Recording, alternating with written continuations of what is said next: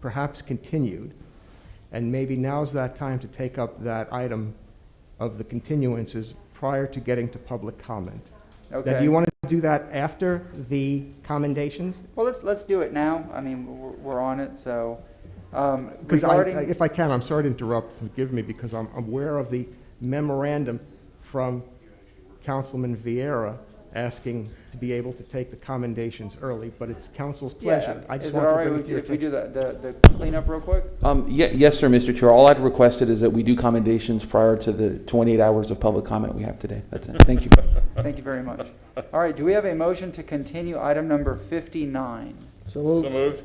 Number 59, again, is, The, Public hearing. the public hearing that was continued from February 11th. that can't be taken up until 10:30. You can stop what you're doing at 10:30 Okay, to then address we'll that hold item, on to but that that is one. a time certain that you can't take it up earlier than that. Okay. Okay? So- Can we get a motion to continue item number 73? There's a moved. request from Councilman Goods.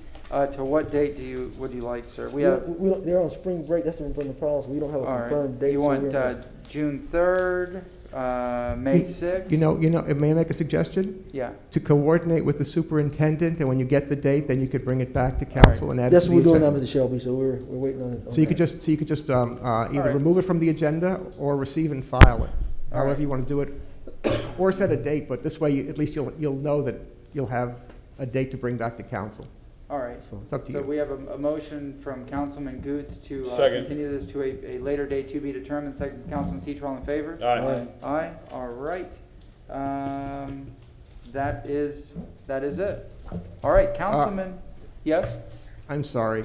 Yep. When did you want to take up the issue of item number, and you can, let me, sir, see if I have this correct. Any other continuances for any other staff reports? Are there any continuances, any requests? We Mr. have, Chairman. yeah, Councilman Goods. I do have a request, item number 74. Yes, sir. I know we do have a lot of folks with reference to public comment, but I'm concerned that this is a big issue here, and we don't have seven council members here today. Okay. And I think it's an important item to make sure, especially with one of the council members who is the affected district, and not to hear his comment or understand what he might, or route he might be looking to go, or any information he might have. So I would ask that we maybe continue this. I tend to agree This is with for- Councilman Goods. The most important, excuse me, Mr. Chair, if I can, with your Yeah. permission. Go ahead. This concerns Councilman Carlson's most important district, and I feel that the councilman should be here. It's just my opinion. All right, Councilman Vieira, did you have anything, sir? Yes, sir. You know, I think whenever it comes to that issue, it's well taken for Councilman Carlson to be here. I guess, obviously, the maker of the motion, who was the, okay, Councilman Dingfelder. Yeah, I mean, I was prepared to speak on this proposal, the administration's counter proposal, and talk about some sentiments that I'd expressed yesterday to the neighborhood, et cetera. I won't go into them now because I think that would be going down a rabbit hole in the beginning of Tampa City Council. Maybe we can get into it later. But if this gets moved 1 or 2 weeks, I think that's fine. Councilman Dingfelder, you're the maker of the motion. Anything, sir? Item 74 regarding the 9 months duration, 10% mixed use requirement moratorium. Any objection to continuing this? Well, I'm a little bit torn. I think on the one hand, this issue has definitely dragged on since the fall. I think since we first started talking about it in October, November. So I think it's unfortunate to wait 2 weeks, but I appreciate the maker of the motion. We should always try and respect our district councilman.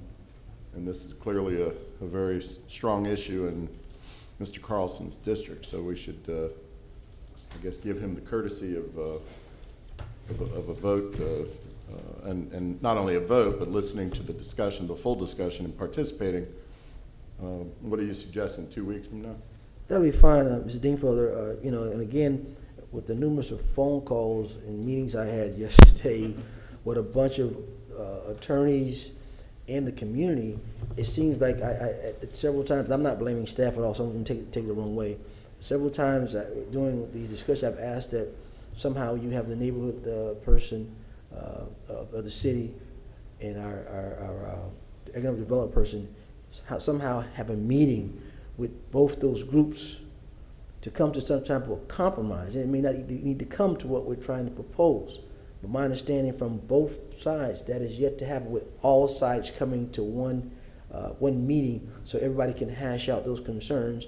And again, some of these concerns are small when I hear it, and when I've heard from the attorneys and those developers who they represent yesterday, they were pretty much saying that, we would like to have a chance to meet with everybody together and come up with something to deal with, the overflow of the apartments. The community says about single family and retail, a boardwalk, a river walk down there, and so they're looking to want to work together.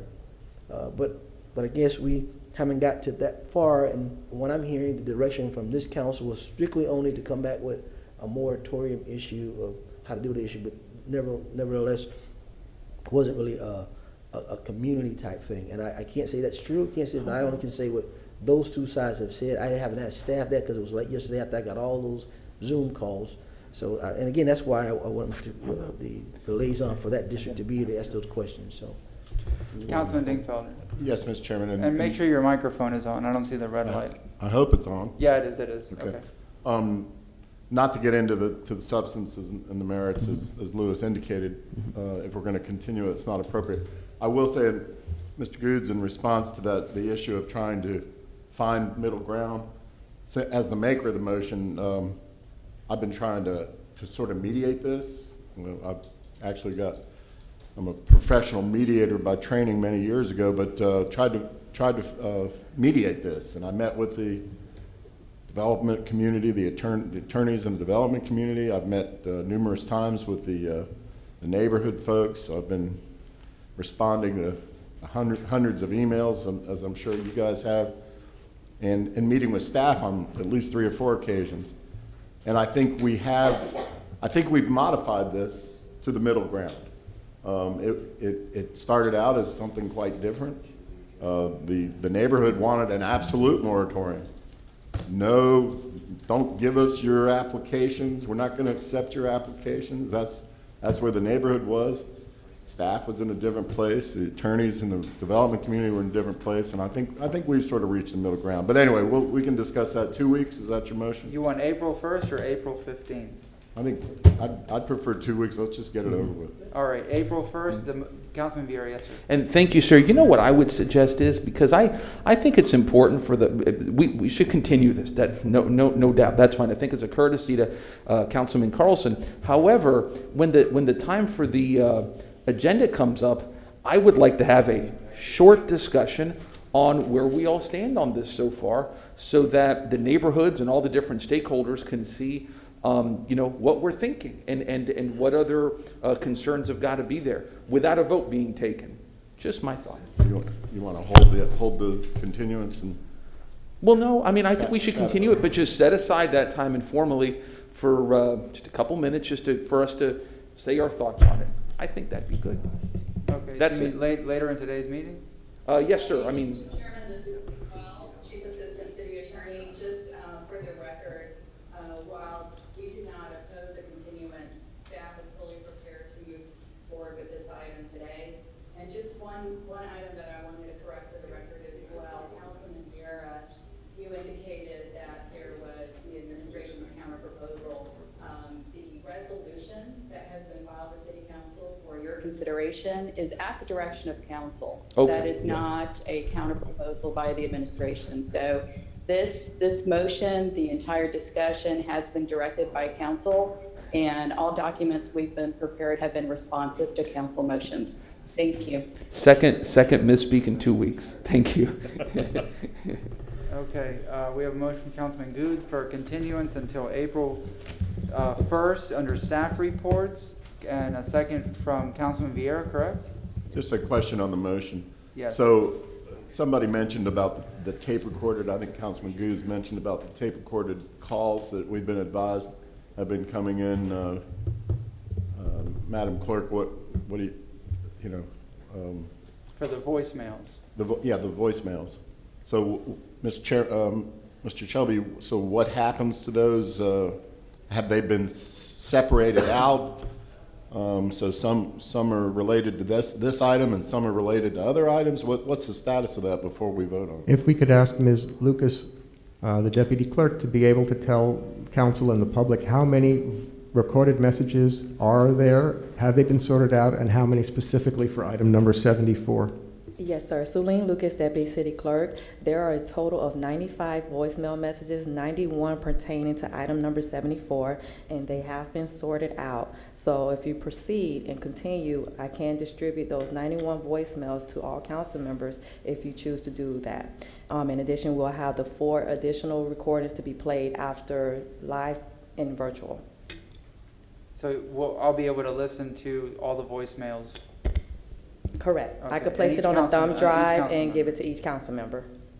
Okay, as long as they don't, Can we you get send that us in there. can you send us an email file or how's that work? Is it too big? You could do, perhaps it could be done by electronically, if we can work with TNI through like a secure delivery system or a Dropbox kind of thing. Yeah, Madam cloud, Clerk? some sort of cloud thing? Yeah. Yes, I'll work with TNI to get that taken care of.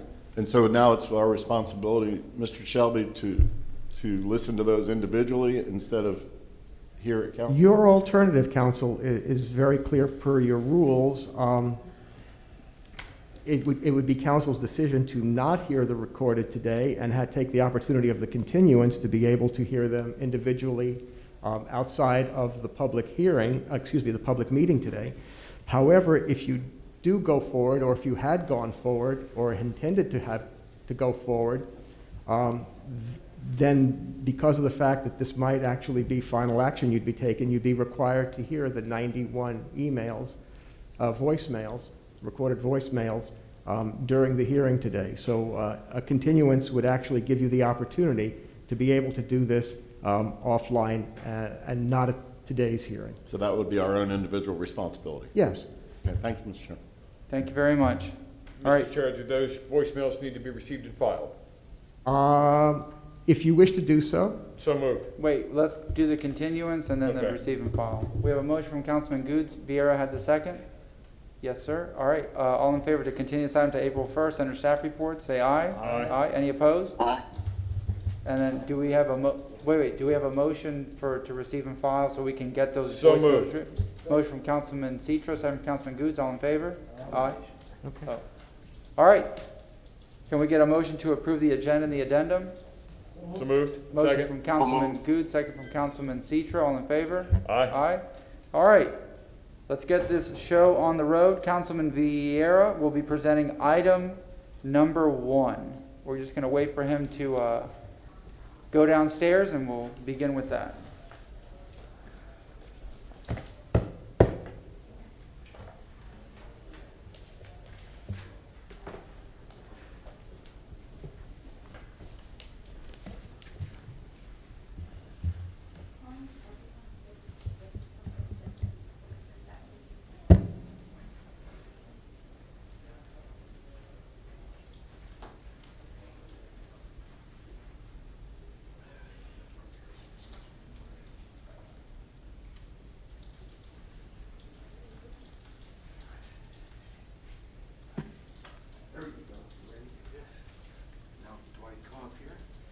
There he is.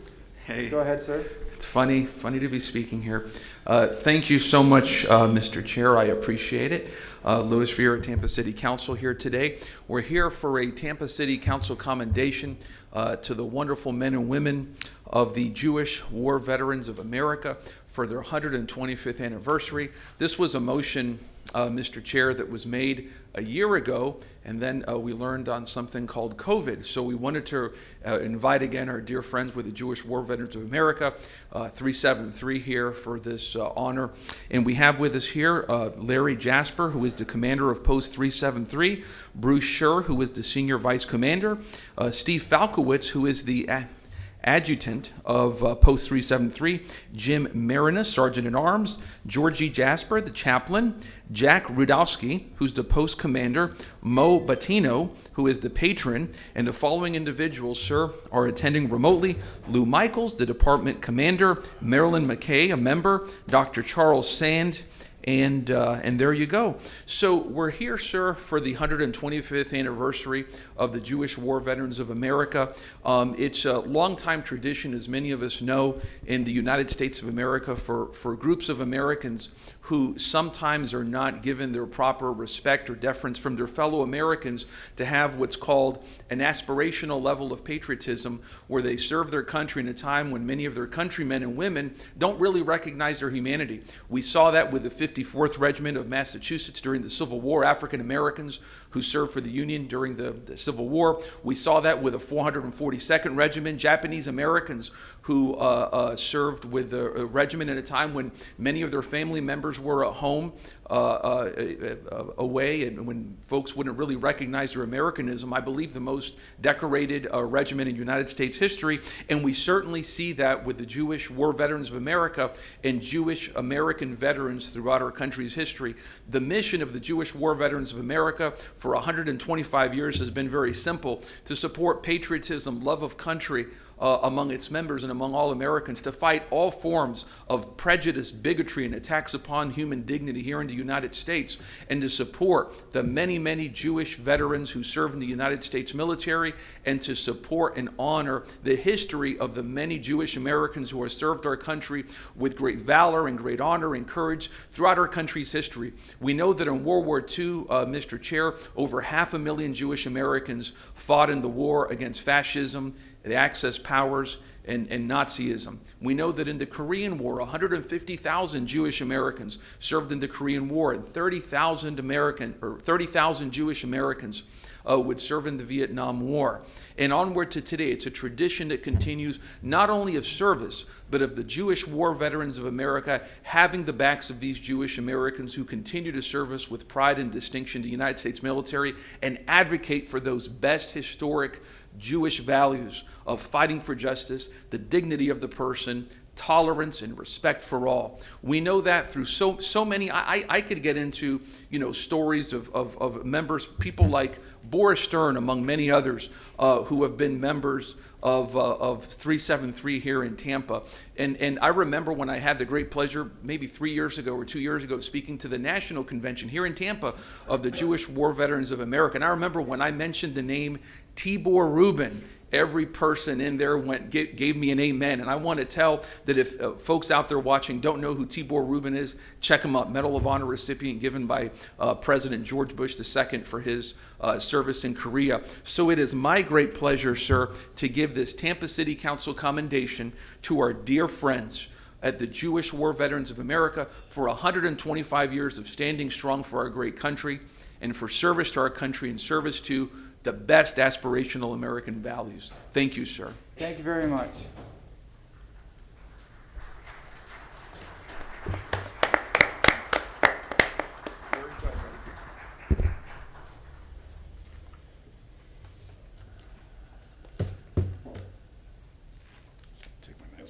Yeah, go ahead.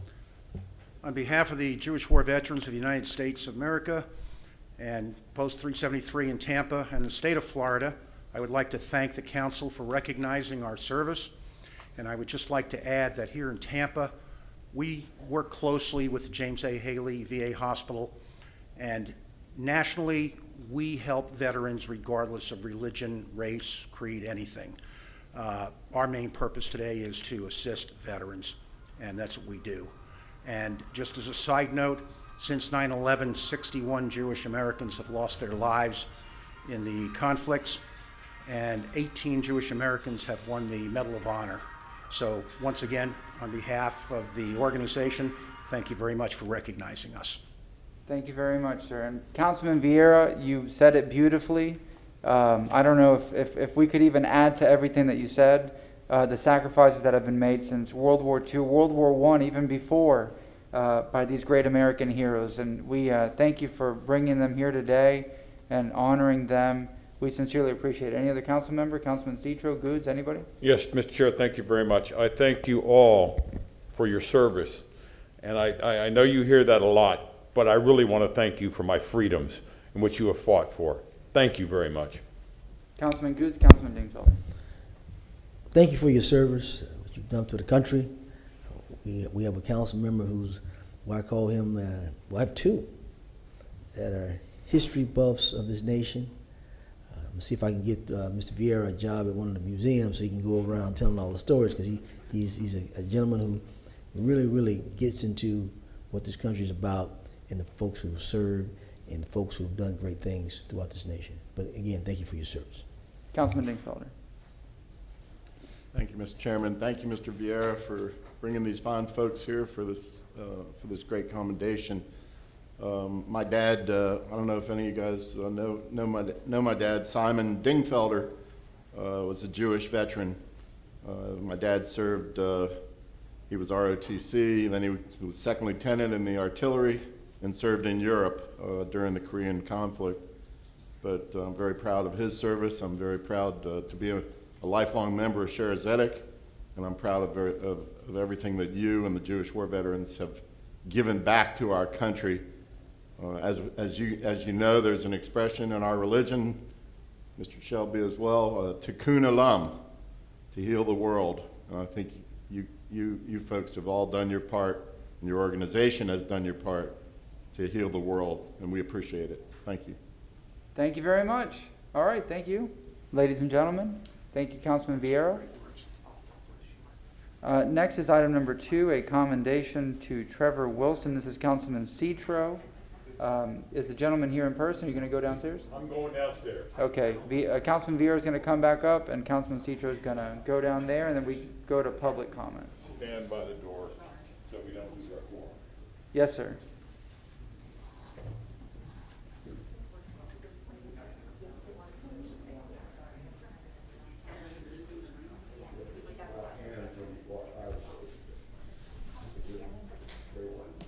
They do a chest bump.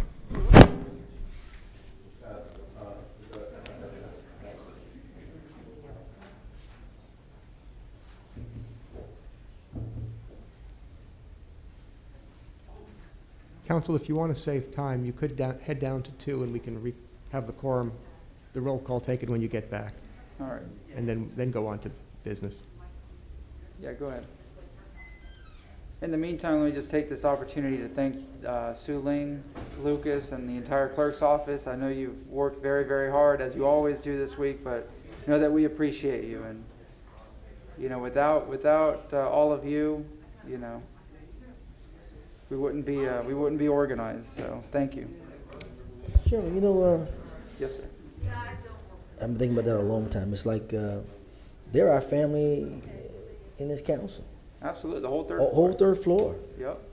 You know, so that's why I don't look at them when we do things. We make sure we include them in all our festivities because they're part of us. So thank you for mentioning that. That's right. Thank you very much. Is it all right? Okay, Councilman Citro, go ahead, sir.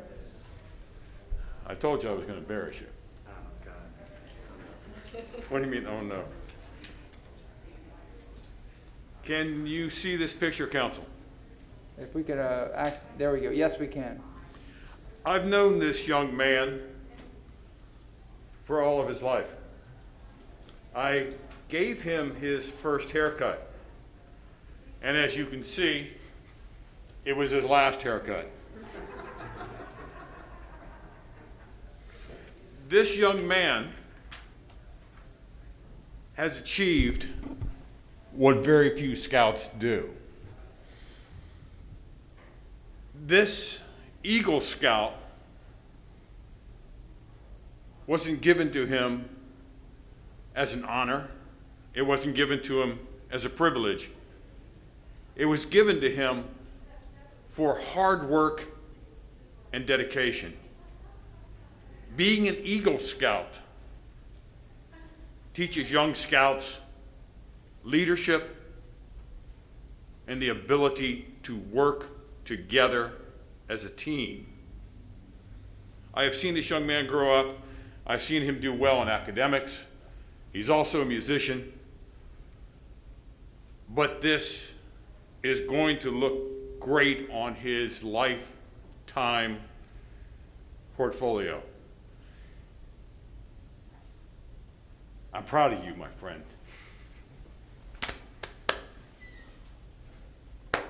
Well done. Thank you. On behalf of Tampa City Council, we want to offer our recognition and congratulations in becoming an Eagle Scout. You should be incredibly proud of the well-earned accomplished, your diligence, your spirit, your commitment to the principles of Boy Scouts of America are values you will take through with you the rest of your life. By attaining the rank of Eagle Scout, first awarded 100 years ago, you have become part of a great tradition of leadership, service, and duty. You're joining the ranks of other great Eagle Scouts from Florida, such as Charles Edward Bennett, U.S. Congress's longest-serving member from Jacksonville, Carl Lanford, former mayor of Orlando, and U.S. Senator and former Governor Rick Scott, just to name a few. You're in good company, brother. It is an honor for Tampa City Council to present this commendation to you on this day, the 18th of March, 2021. Again, I am so proud of you. Thank you. Council, do you have anything you'd like to say? Sure. To Trevor Wilson, congratulations on your achievement through your hard work and everything that you've done to earn this. Just remember one thing, you can do anything you want, anything you put your mind to, and if anybody tells you that the sky is the limit, you tell them that Neil Armstrong, the first man to walk on the moon, was also an Eagle Scout. So don't let that stop you there. Again, congratulations. Anybody else? Councilman Vieira, Councilman Goose. Just wanted to say congratulations on this great award and honor. You know, being an Eagle Scout is a big deal. It's the Navy SEALs of scouting, and it's a really big deal. I know that people who are Eagle Scouts are always proud of it all their lives, and that includes the sons of Eagle Scouts. I say that because I know Councilman Dingfelder's late father was also a proud Eagle Scout as well. God bless him. But just thank you for all that you're doing and all that you're going to do, because being an Eagle Scout leaves with it a big legacy. So, but thank you. Councilman Goose. Thank you. Thank you. Well, Mr. Wilson, congratulations today. Anytime you receive an accolade, it's the most precious thing you can give, because people see your work, your dedication, and obviously being an Eagle Scout, your leadership. Again, congratulations on your award. Thank you. Thank you very much. All right. Thank you. Council, Mr. Chair, I think he really needs to also recognize his family that helped him out in this. Yes, I'd like to thank my family behind me. I have my mom, my brother, and my dad. They've really helped me push through and get the rank of Eagle Scout. It's a big deal, and it's really hard to do on your own, and I really couldn't have done it without them. They really pushed me to do better and to work harder every single day, and I really appreciate them for that. Yeah. Very good. Thank you. Congratulations.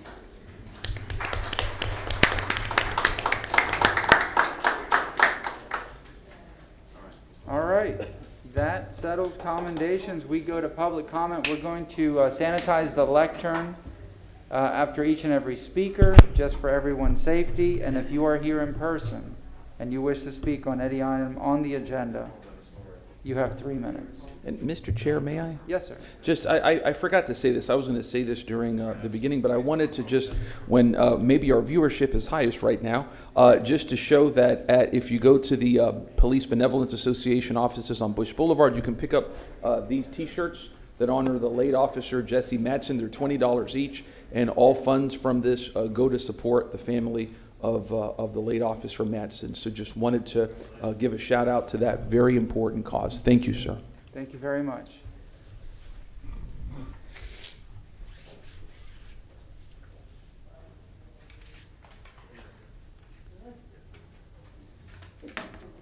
All right. First speaker, please come to the kiosk, state your name, and you have 3 minutes.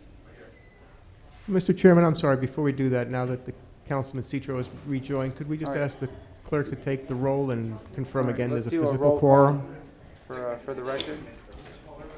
Vieira, Goose, Here. Carlson, Dingfelder, Citro, Here. Miranda, and Maniscalco. Here. We have a physical quorum. Thank you. Thank you very much. Carol Gordon.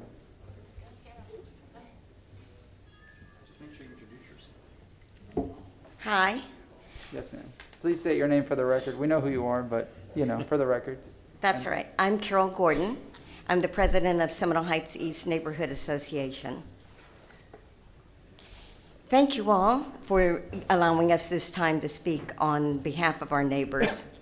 We are speaking about a proposed project by the City of Tampa, which will be coming into our neighborhood and located on Hannah Avenue. For those who, and we are excited about that. We love the idea that the City of Tampa has looked at our area, that they feel like it is a good place to be. We've worked hard for the last few years to be recognized as a neighborhood association and be recognized as a neighborhood, a part of Tampa, because we have been ignored for many years, especially for anything positive coming into our neighborhood. So we are excited.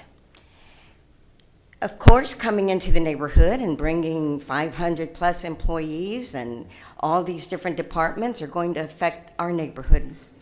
We only have 2 cross streets between our boundaries, and they go east and west. There's no other north and south. 22nd and 30th, Hillsborough Sly, Hannah, and Henry. So when they're on Hannah, there's going to be a lot of traffic. We've got to figure out a way to work with the city to calm some of that traffic, to make sure that everybody is happy with it. It could mean having a food court in the building, having food trucks come in, something that would keep the people there so that they're not out during the day going back and forth to lunch and creating more problems and more traffic. We have some streets that are in need of repair. We've got, we kind of been let go for a long time. So by having the city come with us, we feel like we can revitalize our neighborhood, revitalize our streets. This would really be an asset for us. In addition, we have a property. Many of you may have known that we were here with a large group of people asking you to not change the variance for a property that's on a neighborhood, an empty lot. And what we've been thinking about is having that to become like a nature park. So maybe when we're bringing in all these other vehicles and vehicle emissions, that what we need to do is look at the trees that are around our neighborhood. We have very limited green space. So we could utilize that location. The city could perhaps purchase that location, make it a nature park. There's a building next door to it that's vacant. Maybe we can have that as a visitor center. That would enhance our neighborhood, keep it green for the city of Tampa's Tampa Tree City USA. Perhaps it can incorporate it into the bike path, the trail that's going through, that those bicyclists could come in and stop at the nature park, use the facilities, have some respite, and then be on their trail again.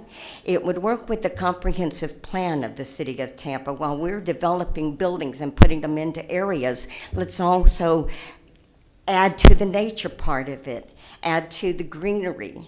So we feel like that this can be a really good thing for all of us in the neighborhood and for the city of Tampa. I think everybody will then know where Seminole Heights East is if everybody knows that the city of Tampa is located there, basically. So I thank you so much. I feel good about it. We didn't bring the big group today. We haven't had time. And we want to work with the city during the planning. Yes, we ma'am. want to make sure we're a part of it, so that when they want to do something there, we know what they want to do. This is kind of fast for us, but Yes, ma'am. we're here today, and we have others on to speak as well. Thank you very much. Thank you. All right.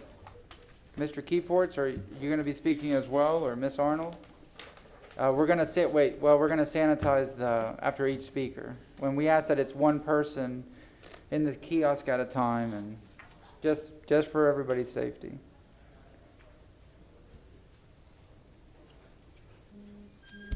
And Mr. Chairman, while we're doing that, can I take this opportunity just to refresh council's recollection and bring to the public's attention council's rules regarding public participation? And I'm going to be reading now from rules 5F and 5G. Rule 5F reads as follows. Speakers shall refrain from disruptive behavior, including making vulgar or threatening remarks. Speakers shall refrain from launching personal attacks against any council member, city staff member, or member of the public, and that comments should be directed to the council as a body and not to individual council members. Rule 5G says, no one present during a council meeting shall engage in disruptive behavior, including intentionally making or causing to be made any disruptive sound or noise, or displaying signs or graphics in a manner disruptive to the proceedings. Thank you. Thank you very much. Yes, ma'am. Go ahead. Please state your name. You have 3 minutes. Hi, good morning. My name is Susan Morgan Arnold, and I am here from Grace Point as well as Seminole Heights East Neighborhood Association. And I'm speaking today on agenda items 61 and 62. I would just like to state on behalf of Grace Point that our support in favor of the city in exploring the option of moving some of the city services into a neighborhood, into our neighborhood. And we have full confidence that the city will work with not just Grace Point, but also the neighborhood association and our neighbors so that we can really do something that can make the whole city stand out and will represent our neighborhood well, and perhaps even enhance the services that we can offer city citizens at this time. We would also just like to remind the council, as many of you can remember, Grace Point has invested over $50 million in recent years enhancing our campus within Seminole Heights. So we're excited that the city would like to continue investing into this area. So thank you very much, and we appreciate the opportunity to further explore how we can make the city of Tampa better. Thank you. Thank you very much. All right, we'll sanitize the lectern and we'll have the next speaker.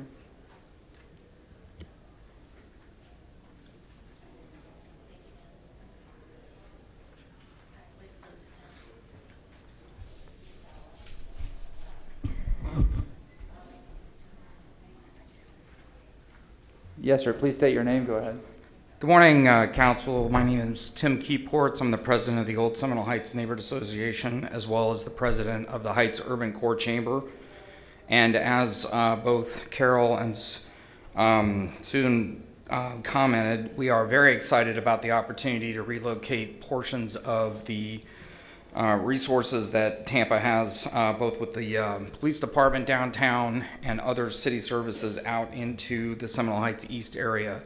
Old Seminole Heights abuts this location both on the west, the east, and the north. So I reached out to a number of the residents in my area, as well as residents who live directly on Hannah or immediately off Hannah. And the number one thing that was brought up repeatedly is the traffic. Very, very concerned that there needs to be an extensive and engaged traffic study to be completed.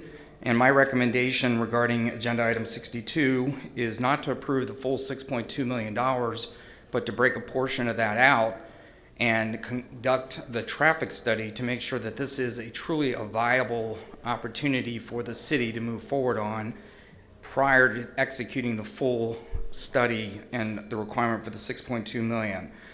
I believe a traffic study through Gene Duncan's department could be done at a much lower cost.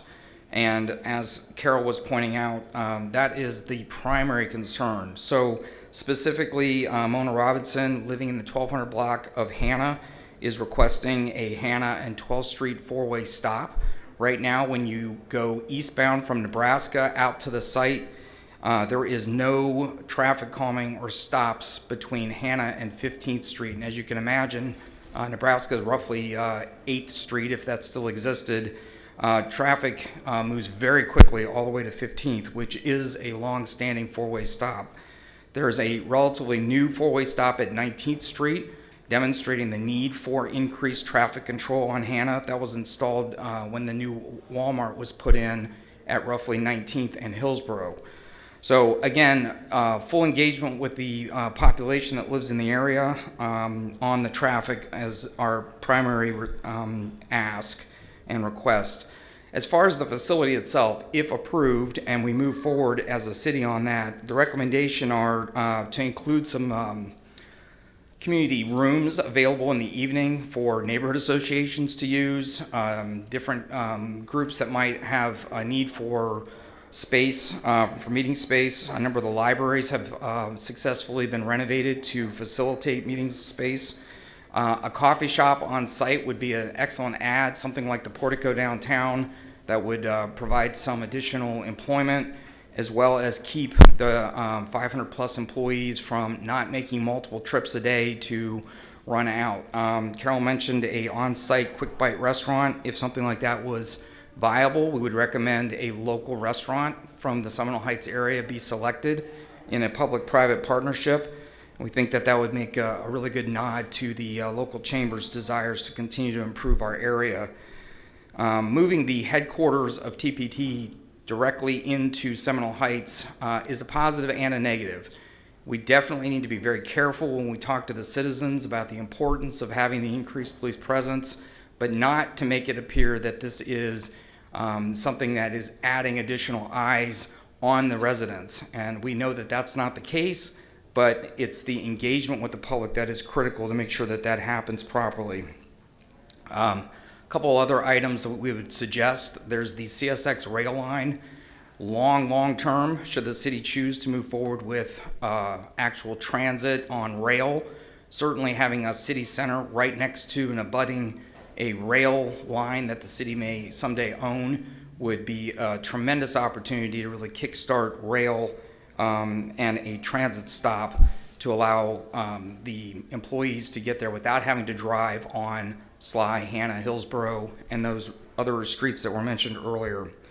I'd also like to point out that 22nd Street, when you go north from the site up to Sly, it sort of dead ends, and you have both an elementary school and a middle school, Sly Middle and Foster Elementary, right on those corners, and that is a serious concern. As we all know, everybody's in a rush to get to work, from work, out to lunch, back, coffee, doctor's appointments, etc. So another recommendation was an on-site wellness center. As an alternative to that high expense, there's no reason not to partner with Tampa General Clinic, which is immediately to the east, and again, a public-private partnership with them for all of the city employees to have those wellness appointments without having to travel out of the immediate area. Thank you very much, sir. Thank you very much for your time. All right, we'll sanitize the lectern and we'll have the next speaker.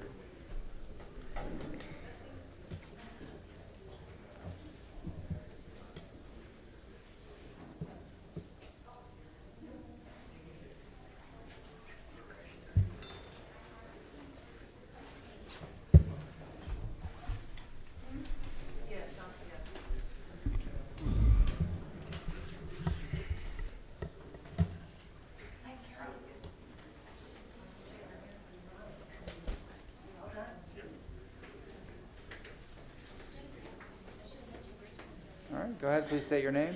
My name is Stephanie Pointer, and I'm the Vice President of the Gandy Civic Association, which has taken a vote to allow us to represent them. Sean Brown is next. Anyway, I sent up a packet. I hope everybody has one, especially my favorite city councilman. And why am I here, standing here today? We know that you guys have postponed our agenda item, but because we want to stop the invasion of SOG by the monster apartment buildings without any consideration for the surrounding community. From the beginning, we have expressed concern for the lack of infrastructure, the poor road conditions, packed schools, concerns for hurricane, national emergency, industrial accident evacuations, and that we are the only road to the economic engine that is MacDill Air Force Base. 22,000 people work at that facility. Do we know how to fix it? Honestly, no, we don't. Why? Because we stand here before you as novices in any of the things that make those changes. We don't have money.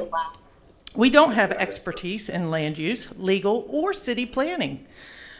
We, with the red shirts and the big mouths, are showcased by developers as ignorant few who have an issue when no one else does.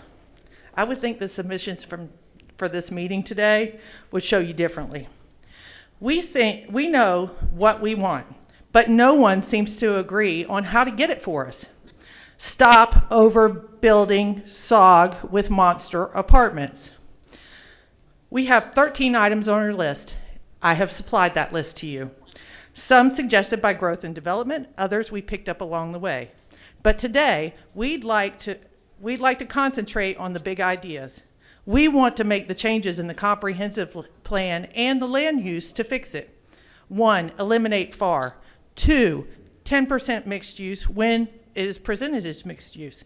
Density in the CHHA modeled after the unincorporated Hillsborough County's plan. I gave you a copy of that as well.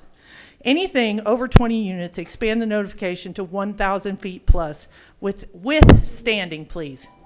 Bring back the site plans being delivered to our neighborhood associations. How do we get there? Well, staff first recommended a moratorium on October the 22nd. Then they took it back on December the 3rd. Councilman Dingfelder pushed ahead with it anyway. I agree with this. But city staff has had 2 to 3 months to work on things during that time. What did they get done? They took away our site plans in neighborhood notifications. That's what happened. So we're not at 0, we're at -1. Now we stand here with a moratorium that we don't even like. But when we asked staff to share ideas on an alternative, we got crickets. What do we want? Stop overbuilding SOG with monster apartments. I am sure there is a solution to our problem, but no one has offered anything better than a moratorium. Thank you very much. All right, we'll sanitize the lecture and we'll have the next speaker.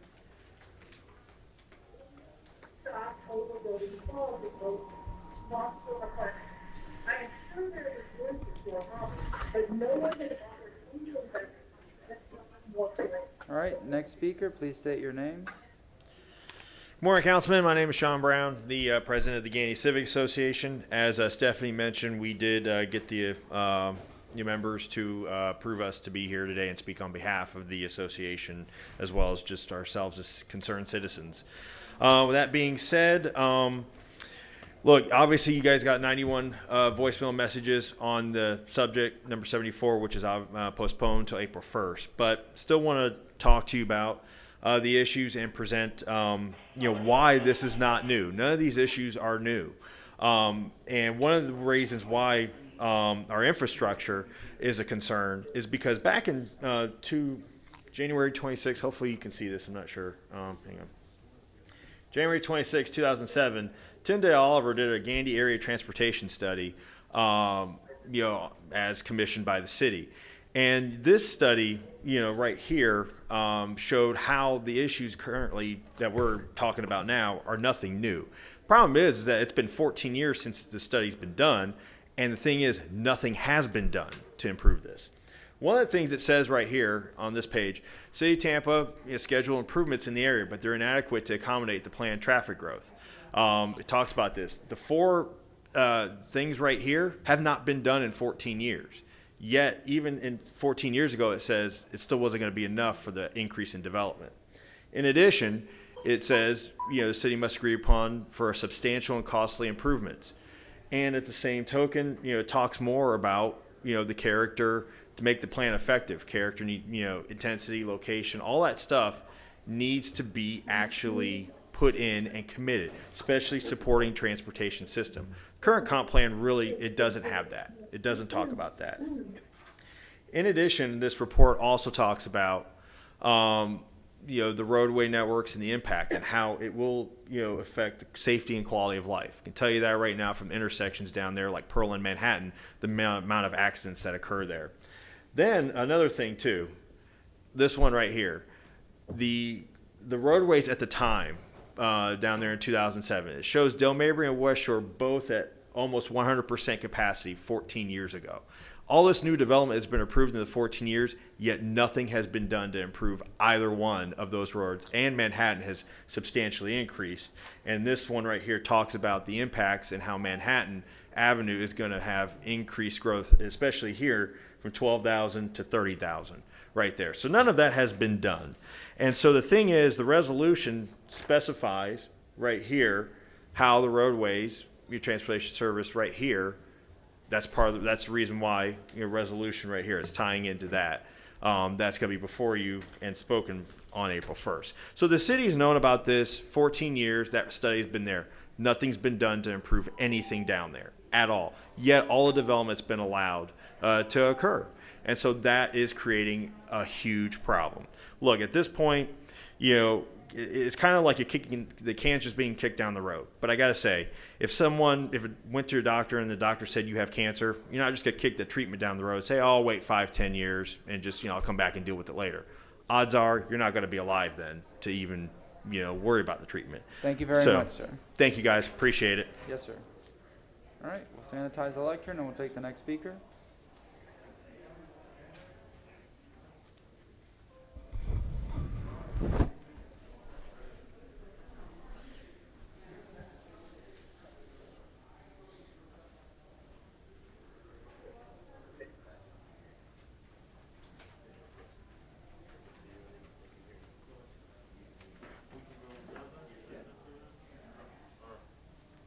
Yes, ma'am. Please state your name. Good morning. My name is Miss Althea Wynn, and I am with the Northeast Neighborhood Civic Association. I am here to talk about the HANA project coming to our community. And I first want to say thank you for allowing me this opportunity. Ms. Marae Holmes asked me to come, and she asked me if I was related to Miss Osea Wynn. I'm sure you know her. I'm not that we are aware of, we're not related, but who knows, because I found out we do have family members that live in the same area of North Florida. So anyway, thank you for giving me this opportunity to represent my community. And I want you to know that we're really excited to know of this development. It's a major development, and I will tell you that as I've done some research about the project, the one area that really touched me is in the area of workforce development and training that would lead our neighbors to career paths. Many of the citizens, they don't know how to navigate to the resources to help them have opportunities, to have a key to open doors, and they may not want to go to college.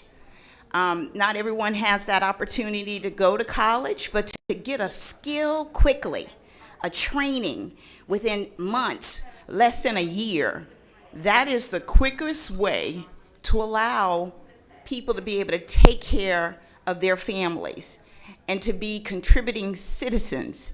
And we need this in East Tampa. That building has been vacant for many, many, many years. And just imagine, I'm envisioning the beauty that could come from this development. So we're very interested in partnering and being at the table to have, to hear of the development and to offer ideas. We want to be involved. And so we say thumbs up. So thank you for the opportunity, and thank you for wanting to come to East Tampa. Mr. Carr is also going to speak from River Grove Neighborhood Association. Good afternoon, good morning, everyone. My name is Kevin Carr, Neighborhood Association of River Grove. I've met Mr. Good before, so great to see you again. Marae Holmes asked me to come down again, and I appreciate the opportunity. I, like my colleague here, Fran, I live in the area. I do feel that the growth and opportunity that is coming is a great one. I do want to voice that I do want research and opportunities to be looked at for everyone. I do think it's a great area, and it's about time for growth and development to happen to this quadrant of the city. I moved there on purpose because moving from New York 5 years ago, I wanted to be in an area that was diverse, and I thought it was close to the city, but also to the airport. I own 2 businesses, so I come in and out of the city quite a bit. But my interest is making sure that the DEI concerns diversity, equity, inclusion in terms of the vendors and projects and business opportunities go to people who qualify, of course, but also are diverse, and building opportunities for everyone in terms of construction, in terms of ongoing job training, as Fran mentioned, as well as future opportunities where future growth is. So I want to stay connected to the project all the way through. I do want to make sure there are also environmental studies in terms of how much impact the area will have. Also with the development, also some of the areas in terms of the construction and the quality of the construction to really beautify the area. Also to make sure that the stuff that's put into the community in terms of the building is the kind of materials that will last and be sustainable, allow for the people to come and have a safe environment to work in. I'm very concerned about that, as well as just overall the transportation and flow coming in the area. I do see it as a concern, but I do see it as a benefit. I just would like to make sure that the research is done, and for the city workers who are coming into area, maybe there's some development that will also come to help grow the area and bring it back to the level of what we see around all of the Hillsborough County area. There's a lot of growth. There's a lot of people wanting to come to this area. I see our area as a great area, so I would like to make sure we're on par with everyone else so our area won't get missed. And I don't see it getting missed with a project like this bringing over 1,000 people to the area, but I do want all the other things to be considered so our area continues to keep pace with the future growth of the city. So I'm here for you. I'd like to be involved. I want to continue. I'd like to see potential to compete for some of the business opportunities as a business owner for this area so I can help my city. My wife is born, raised here, grew up here, and we're here because she wanted to come back, of all places in America, here in Tampa. So I want to see this area grow, and growth opportunities to young people for jobs, as Fran mentioned, is a key part of it. And I want the area to be an area where everyone would love to come and visit, not just West Tampa or South Tampa. East Tampa really needs shine for our area as well. So thank you for the opportunity. Look forward to working with you. Thank you very much, Althea, sir. excuse me, Althea, my colleague. That's right. Yeah, thank you. Thank you very much. All right, we'll sanitize the lectern. We'll get the next speaker.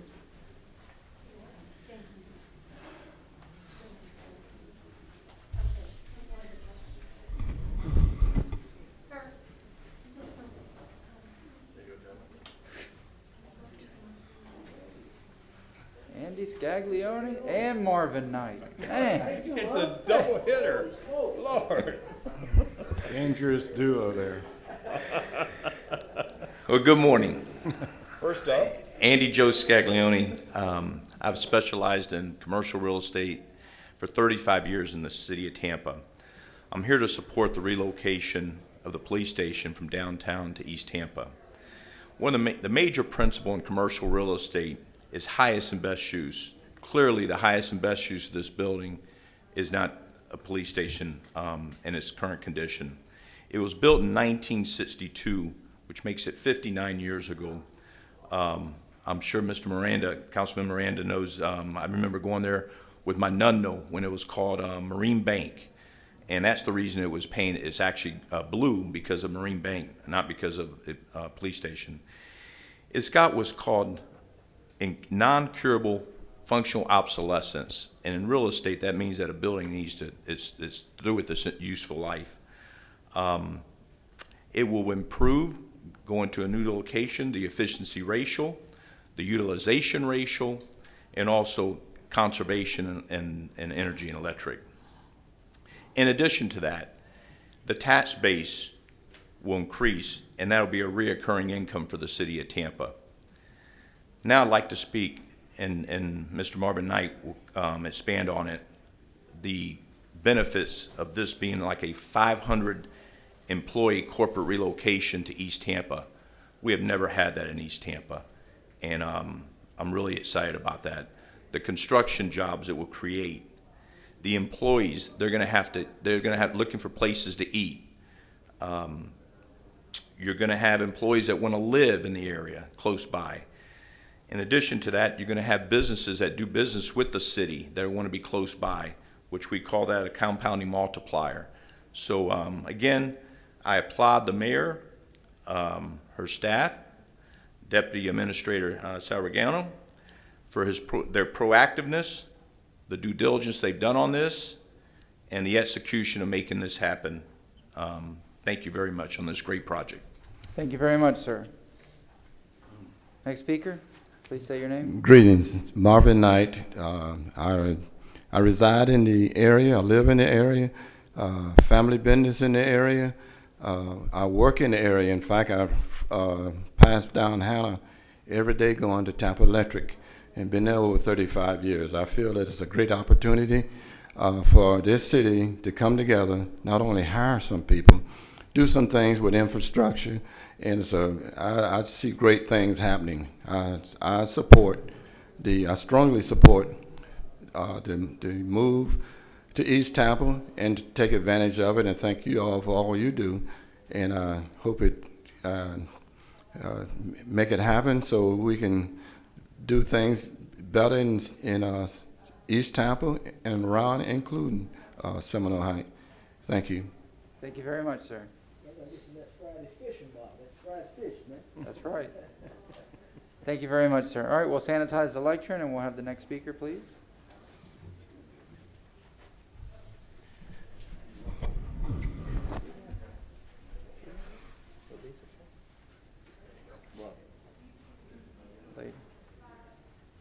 Yes, ma'am, please state your name. My name is Callie Deno. Go ahead. I'm the president of the Port Tampa Civic Association. I represent my neighbors and the people who live in our small neighborhood experiencing tremendous growth. I field phone calls, emails, social media messages, and neighbors stopping me on the sidewalk to ask me how this can happen. Tell me about their new flooding issues after living here for 30 plus years without it, the power outages, the overflowing schools, the traffic, questions about what we're going to do in the event of a hurricane like Michael and a last-minute evacuation. You all experience very similar situations. I come here to be one voice for many, to save you all the time from hearing from every person in Port Tampa experiencing a problem due to the influx of development. But then I heard the development community claimed the people who come to speak before you are the only ones who actually feel this way. So we requested our neighbors express to you all and to Mayor Castor how they feel. So many people called in that we heard the city had to shut the voicemail system down. Who needs to hear those voicemails in order for someone to actually act? City Council requests developers speak to the neighborhood leaders. Some of them check that box. They hold meetings and praise their buildings built of plywood. They show their beautiful facades and make sure we know the dollar amount they'll spend on impact fees. The dollar amount, not the percentage of the bottom line when it's all said and done, because that wouldn't be nearly as impressive. We have those meetings and it goes the same way every time. They act supportive, they tell us about the boxes that the city makes them check and how they will check said boxes. We repeat the same message. Respectfully, there are too many cars driving to leave this peninsula daily. There are too many buildings made of mostly plywood going up. Apartments are going up amidst single-family homes, going up in areas with one or two roads feeding into the very few main arteries leaving the peninsula, 4 to be exact. We understand they have successfully built many apartments in other areas of the country or even Florida experiencing gentrification. But were those buildings located on a small peninsula with one way out in a coastal high-hazard area? Each business or developer is going to move forward with their plan because 1, decrease in the density decreases their profit. They're a business, not a philanthropy. 2, they don't have to thanks to city policy. They will build them, they will initially fill them, and then they will sell them. They'll leave us with aging apartment buildings, bringing down the value of our area that everyone claims they're supporting so well right now. Add vested homeowners to the area. Single-family homes, townhomes, condos, commercial. We are lacking in commercial. Everyone tells me the density has to come first, but at this point, where's the commercial going to go? In the last few weeks, I've been in several meetings and copied on several emails in which people who are employed to strategically plan for this city have sent the volunteers speaking on behalf of the citizens of these neighborhoods in circles. It was a joke, and it was a waste of everyone's time. Will this interim development control ordinance solve our problem? Not without the help and support of Mayor Castor and her staff. Is there a strategy or plan for the area south of Gandy? Are there any plans to evaluate how the development is affecting the area and if we're going to sustain initiatives put into place 10 to 15 years ago? We need a strategy that will last longer than a 4-year term. This is not where that plan will be made, but I'm hoping this is where the need for one will be heard. Thank you. Thank you very much. All right, we'll sanitize the lectern and go to the next speaker.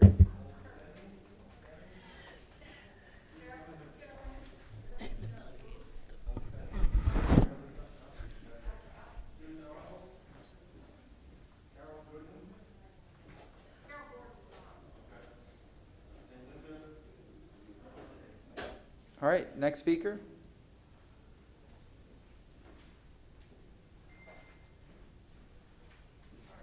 That's fine. Sorry about that. Yes, ma'am, please state your name for the record. Hi, I'm Linda Raymond with the Tampa Downtown Partnership, President and CEO. Good morning, Councilman. Thank you for having us here today. I've met with most of you individually, but wanted to formally come and present to you today on some plans that you'll see taking place in the next few weeks at Gaslight Park. And on the monitor, I hope you can see that, we have a sketch of what's going to actually be happening there. Let me see if I can get that centered a little bit more. There we go. Okay, so we have a 90-day pilot program that's going in. So you will see that there's a kiosk off to the left-hand side of the screen, and that is an informational kiosk. Over this 90 days, we are going to put a portable temporary food concession there. And in the first 45 days, we will have breakfast and lunch served, and it's going to be a grab and go component, and then the second 45 days you will have a lunch and dinner component. We're going to be gaining feedback over that 90-day period. You will also see a stage off to the right-hand side, so we hope to do some programming in the park with some entertainment in the evenings and during lunch hours. And the concession is in the middle part of that graphic. Again, it's a grab and go. We're working with Metmin and some other organizations to do that grab and go. And you also see about 15 or 20 sets of tables and chairs there that are movable. So people can come, have their lunch, they can bring their lunch, they can get the grab and go from the concession, or just come out and listen to music or whatever that programming is going to be in the park. We want people to come out and enjoy the park. You're going to see enhanced lighting. You're also going to just see some beautification efforts going on as well. At the end of that 90-day pilot program, what we hope to do is put a more permanent installation in, but we will be getting that feedback over that 90 days and really be listening to community input on what they would like to see within that park. So I just wanted to present to you today. I thank you very much for your time. Thank you very much. Thank you. We'll sanitize the lectern. We'll get the next speaker. I believe there's 7 more in person. Then we'll go to the virtual. But we're going to stop at 10:30 briefly to take up that continuance for that we had mentioned earlier for Bay Center. So, all right. Go ahead, sir. Please state your name. Yes, sir. Hi, my name is David Conowitz. I'm representing Local 915 IBW electrical workers. Item number 48 about the requirements for apprentices on city construction contracts. And I myself just finished the apprenticeship program. Sir, that's an item set for a public hearing. Is that correct, Councilman Vieira? I believe it was your item.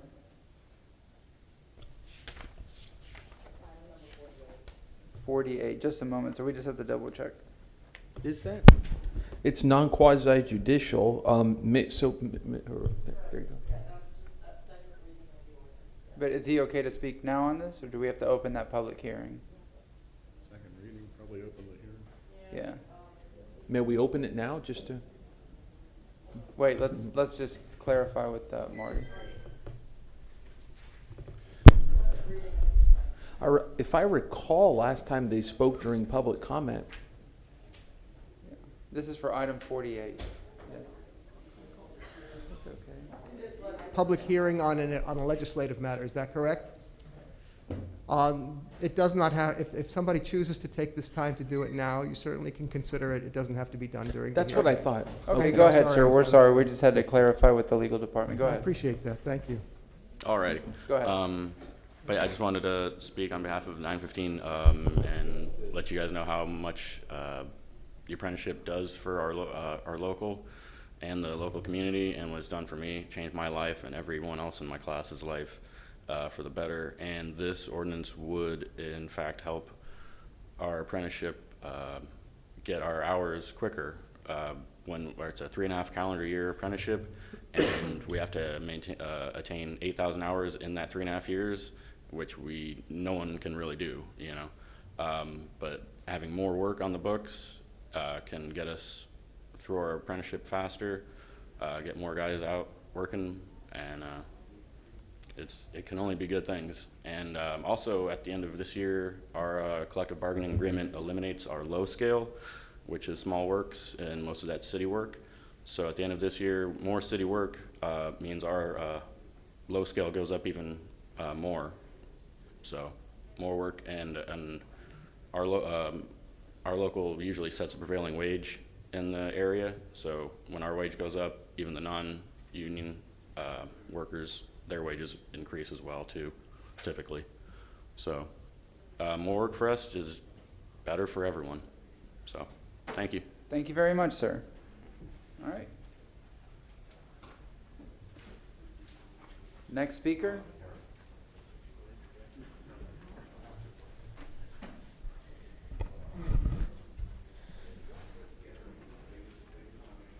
Yes, ma'am, go ahead.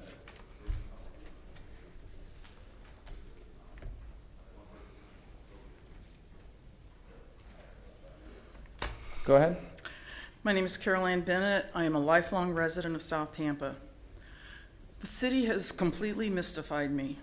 Gene Duncan stood in front of Tampa City Council and said, "This is where growth is beneficial to the city." Not here. Randy Goers told City Council that it is of great concern that this area has the highest growth intensity. So why doesn't the city staff consider that as part of the rezoning process?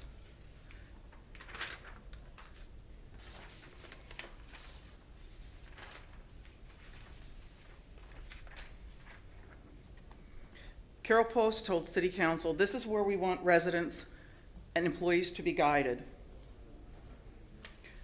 This is where we want transit-oriented and infill development. And these are the strategic expansion areas. Why does city staff rule consistent on rezonings that do not accomplish the city's development goals?" The Development and Economic Opportunity Department, the Transportation Department, the Development and Growth Management Department, and the City Planning Department all agree where growth and urbanization should occur. Why isn't the city staff directed to take the city's own goals into consideration? It's like the city has a split personality. We are starting to believe that the mayor's office does not want to limit apartments in South Tampa and steer growth away from the CHHA, which is required by state law. Tampa's motto seems to become, all growth is good growth, even if it's not sustainable, even if it's not resilient, even if it conflicts with state law. Land speculators buy property that is not zoned for apartments and then scream and yell that they are entitled to build whatever will make them the most money, even though courts have ruled that it has never been the law that a landowner is always entitled to the highest and best use of his land. They threaten the city, even though courts maintain that a zoning classification is presumed to be valid. The comp plan states South Tampa is unsuitable for high density because it has environmental qualities that would be compromised by increased urbanization, limited access to transportation facilities, which would be resource inefficient to improve, limited opportunities to create more community facilities, open spaces, or services to meet increased demand, and because it is unstable and flood prone. We are not thrilled with the interim ordinance that does so little. It is not a moratorium and is not an acceptable permanent solution. It would not have affected most of the rezonings that City Council has denied. It does very little to give the city sustainable, resilient, healthy growth. But item 74 is better than nothing, so please approve it. I have no idea why developers would object to this temporary ordinance since it has such little impact. I want all of the voicemails for item 74 played on April 1st, please. The City Council website says voicemails will be played, and the citizens left those messages in good faith. There were questions about the will of the people, so let's hear the answers. Thank you. Thank you very much. All right, next speaker, please.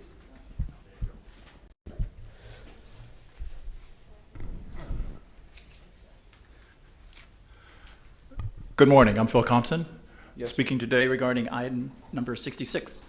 We all know that legislation is moving forward now in Tallahassee that would get in the way of the efforts of the mayor and council to move Tampa to the clean energy future we all deserve and need.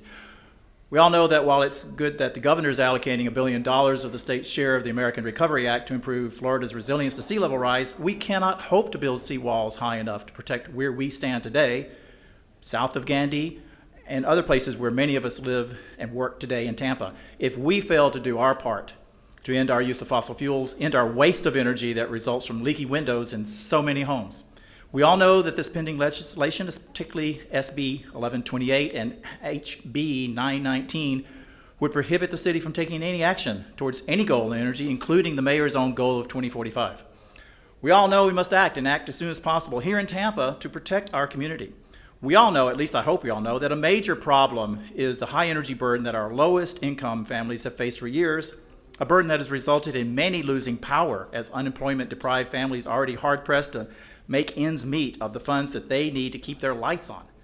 We all should know that the lower your income, the higher your power bill, and we all know that our Public Service Commission doesn't require utilities to do nearly enough to help people lower their bill by making their homes more energy efficient. We all know the city is considering selling the police headquarters and investing the proceeds into reinvigorating East Tampa. So while Tallahassee is considering preemption that would make it affect our ability to pass a resolution on clean energy, and now is not the time to pass any such resolution, how about we work with the mayor's office, with her advisory council on sustainability and resilience that I'm a member of, to identify how we can ramp up weatherization in low-income neighborhoods in East Tampa, Sulphur Springs, and other areas where we have our highest energy burdens, using some of the proceeds from the sale of the police headquarters. Saving energy saves money for those who need it the most.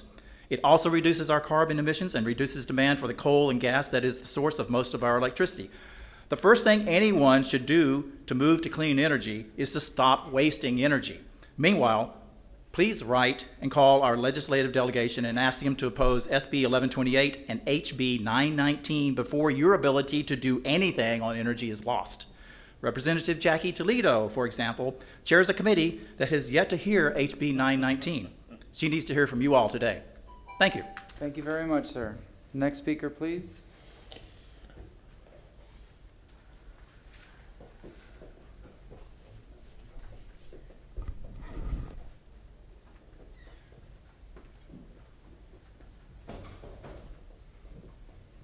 Yes, sir. Go ahead. Please state your name.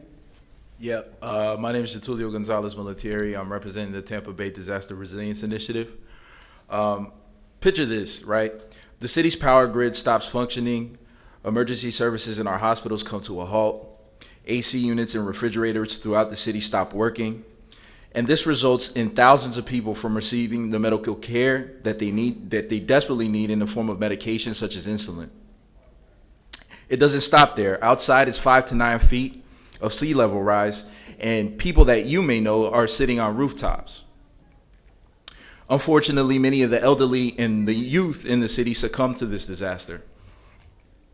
And first responders would be coming to rescue people on rooftops and inflatable boats. No amount of seawalls will avert this disaster. And these are the effects of climate change. This is inevitable. This is just a small taste of what will happen if we don't move aggressively on climate policy. I was raised in one of this city's frontline communities, and it's these communities that will suffer the most from these disasters. I hear that some of you may be worried that the city of Tampa is in Tallahassee's crosshairs. Well, I say we give them something to talk about. Let's move on the policy.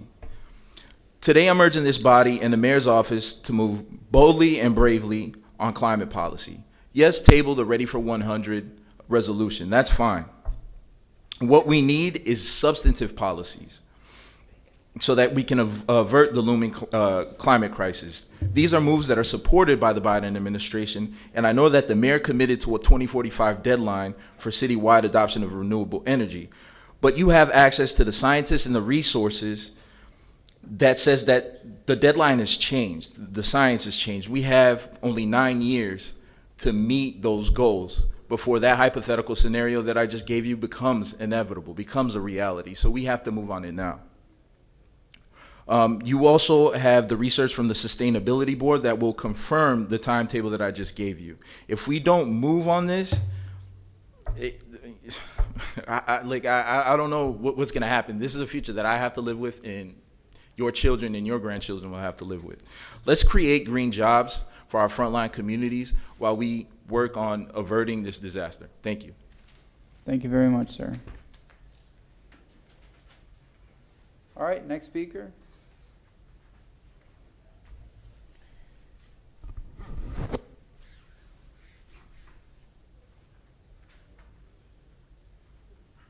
Yes, sir, go ahead. Please state your name. Hi, good morning, Council. My name is Russell Kahn. I'm here as an individual today, not under any organization or authority at this point. I had some prepared remarks, but I'm pretty disappointed by all of the recent events that have happened regarding item 66, the clean energy resolution. There was a commitment by this council. Everybody said we're going to be in support of moving on a bold climate policy. Then a lot of things happened, which we're all aware of behind the scenes. At the end of the day, Tallahassee is going to potentially pass legislation that limits how much you can do, and we need to, as disappointing as it is, figure out what that's going to look like, and work to do what we can in that framework. That is not an excuse for tabling it. It is not an excuse for not acting timely last year when we originally brought this up. There was work done, good faith work, to try and move that resolution to get it in a perfect place. And it's very disappointing that we were not given that opportunity in that time to get a good bill. There was never an intention of banning gas stations or propane refuel stations, propane tanks. That was never the intention of what we were doing. And that story has gotten propagated to Tallahassee on SB 1128 and SB 856. And even our own Democrats here locally have been parroting some of those lines. And so it's extremely disappointing that there is so much misinformation. But the reality is whether it's a resolution that's non-binding today, whether it's after session, whether it's down the road, whenever, the reality is we need to start making bold action on climate one way or the other. We need to start appropriating financial resources. We need to start planning for sustainability goals, and we need to start moving. And 2045 is not fast enough. I understand that was the promise, and if the last 2% happens in 2045, okay, then 2045 is good enough. But we need to have 70% by 2030, 80% community-wide, citywide. So you can still do a lot of this internal work. Just start doing the work, okay? I understand the reality of what we're looking at, but I'm begging you, please take it seriously and start doing the actual work that needs to get done to protect the lifeblood of the city of Tampa. Thank you. Thank you very much, sir.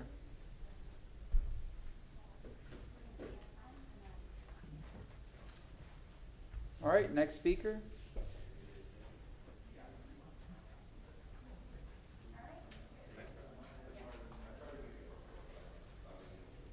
Yes, sir, go ahead. Morning, Mentesnot. Hey, good morning. Uhuru. Uhuru means freedom in Swahili. And we say, hey, can you hold my time, please?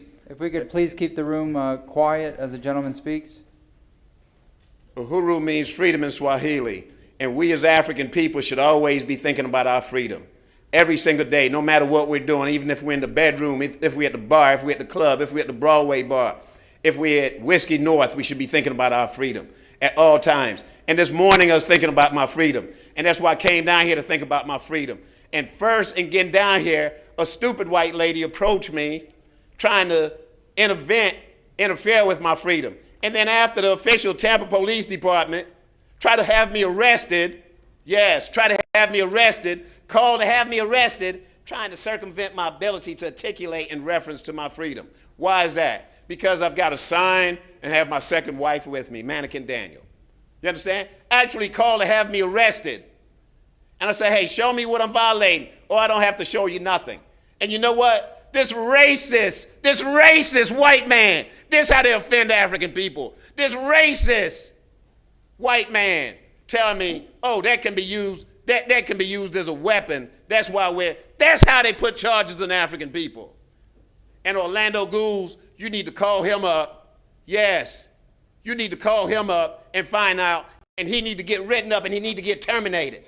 How do you insult African people? That's so stereotypical, and it's so hateful, and it's so mean, and it's so degrading. And it affects African people. It affects the way we think, the way we live, and the way we aspire. A racist white man working for the Tampa Police Department telling me I've got a mannequin with a sign on it. Oh, that can be used as a weapon. That's why we're keeping you. And after he was told it's no problem with him having that in here, he calls to have me arrested and calls to have another meeting, a secret meeting, with someone else telling them something else. It's racism. It's racism. Plain and simple. And no matter, I didn't come down here to talk about that. And I didn't come down here to get off track. But that's what we black people have to end up doing each and every day of our MFing lives. That's what we have to be doing. We can get out in our automobile, just going to the park, and get stopped and harassed and arrested and intimidated, and our vehicles repossessed by the city and all this other, impounded by the city. It's racism. And this foolishness they talking about putting a police station, a pig station in East Tampa, and they got some ignorant Negroes coming down here. Oh yeah, that's good for development. Ain't nothing they ever did for black people that's good for development. They try to tell us Jackie Robinson was good for baseball. No, Jackie Robinson wasn't nothing but a Negro clown that was used, plain and simple. And look, go and inspect his life when he tried to change his life around, when he understood he was involved in breaking up Negro baseball. We had our own baseball. Thank you very much, sir.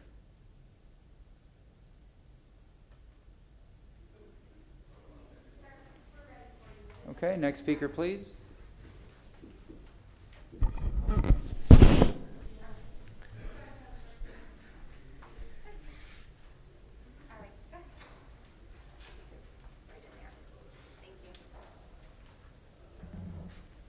Yes, sir. Go ahead. Please state your name. Hi, my name is Craig Fox. I'm a resident of East Tampa.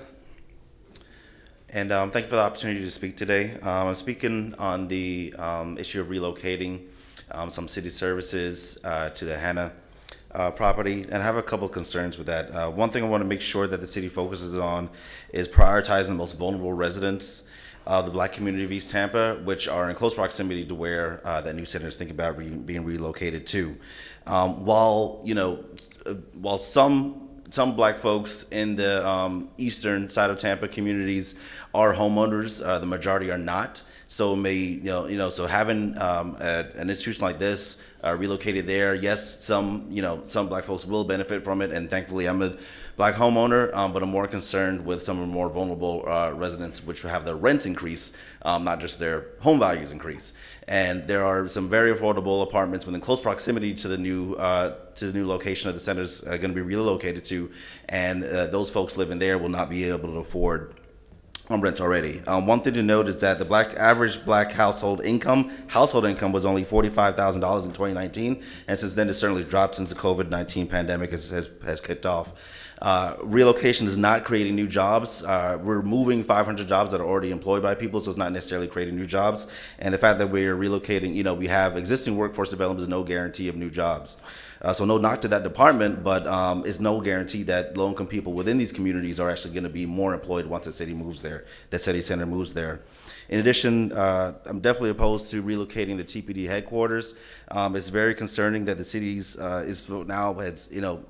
according to the last city council meeting, is now a renewed focus that's sliding towards returning to the drug war policies. It's very concerning. And TPD had an increase in force in 2019, and before the 2020 protests even kicked off, and that still hasn't been addressed. So unless the city is planning on hiring low-income individuals, vulnerable returning citizens, in the plans, which are not really in the plans because it's 500 jobs that are already existing, this is really just how gentrification works. So it may benefit the few black people, but we need to be thinking about the majority and also the most vulnerable. Thank you. Thank you very much, sir. I believe that's the last in-person speaker. Before we continue, if we get a motion to open item number 59, which is So a, moved. all right, we have a motion from Councilman Good, second from Councilman Citron in favor. Aye. Aye. All right, can we get a motion to, Mr. Chairman, yes? I don't know if Mr. Mechanic is online, but I'd appreciate it if he were brought If up. Mr. Mechanic is online, please turn on your camera, we'll swear you in. Do you swear or affirm that the testimony that you're about to give is the truth and nothing but the truth? No, I do. Thank you. All right, Mr. Mechanic? Yes, Mr. Chairman, council members, my name is David Mechanic. I'm here on behalf of the applicant. We are requesting a continuance to the earliest available date, in as much as Councilman Carlson is not in attendance today. You may recall that this hearing was continued from February 11th to today because we also lack a full council on that evening. And so we would respectfully request a continuance so that we can present our case in front of the full council. Thank you. Which date are you looking at, sir? At the soonest available that, you know, I don't want to presume to know your calendar, so I would just We have April 1st and we have April 15th. Those are the next regular council meeting dates. April 1st would be great. Thank you. All right, can we get a motion to continue item number 59 to April 1st? We have a motion from Councilman Vieira with a second from Councilman Citron. All in favor? Aye. Aye. All right, we'll see you April 1st. Thank you very much, council. So item number Bye-bye. 59 will not be heard today. It will be heard April 1st. Thank you very much. We will then continue with our virtual public comment registration. Madam Clerk, if you'd like to begin with those that are registered. Yes, good morning. We have Daniel Kersey. If you can hear me, please unmute yourself. We have 3 minutes to speak.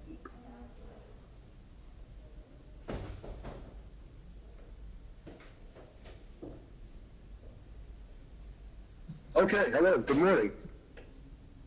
I hope I'm unmuted. Thank you for the opportunity to speak with you today. My name is Daniel Kersey. I'm a business representative with the Laborers Union, one of the 14 trades that makes up the Florida Gulf Coast building and construction trades. And I'm here to speak with you today about our appreciation for you advancing the apprenticeship ordinance. The Florida Gulf Coast building trades represents over 750 registered apprentices in the area. We appreciate your attention to addressing the shortage of skilled workers, helping to revitalize the local workforce, and helping folks on a pathway to a career through registered apprenticeship and training that quite frankly helps folks maintain their position in the middle class. We sincerely appreciate the leadership from Councilmember Vieira, the rest of council, the administration, the mayor, and are grateful for the inclusion of horizontal construction into the ordinance. And just on behalf of the signatory contractors that we work with, I can tell you there's a lot of optimism and willingness to target and compete on projects in the Tampa area because of these standards. So I just don't want to take up a whole lot of time. I want to say thank you for your leadership in helping to advance this. We are certainly available to remain involved and help out in any way throughout the implementation process. And, I appreciate the leadership from the city to take this important step. So thank you.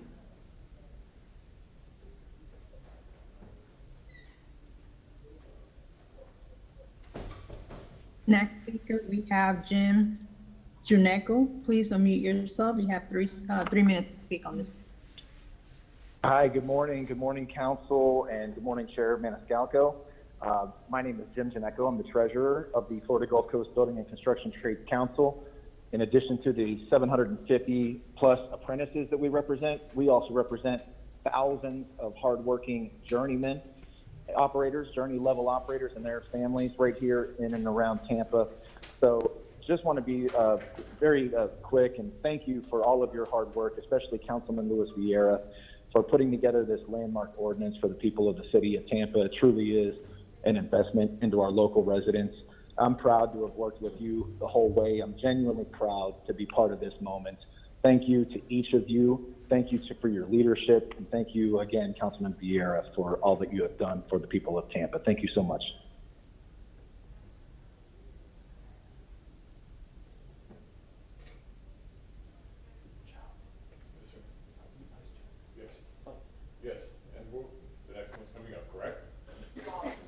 Next speaker is Chelsea Gracie. If you can hear me, please unmute yourself. You have 3 minutes.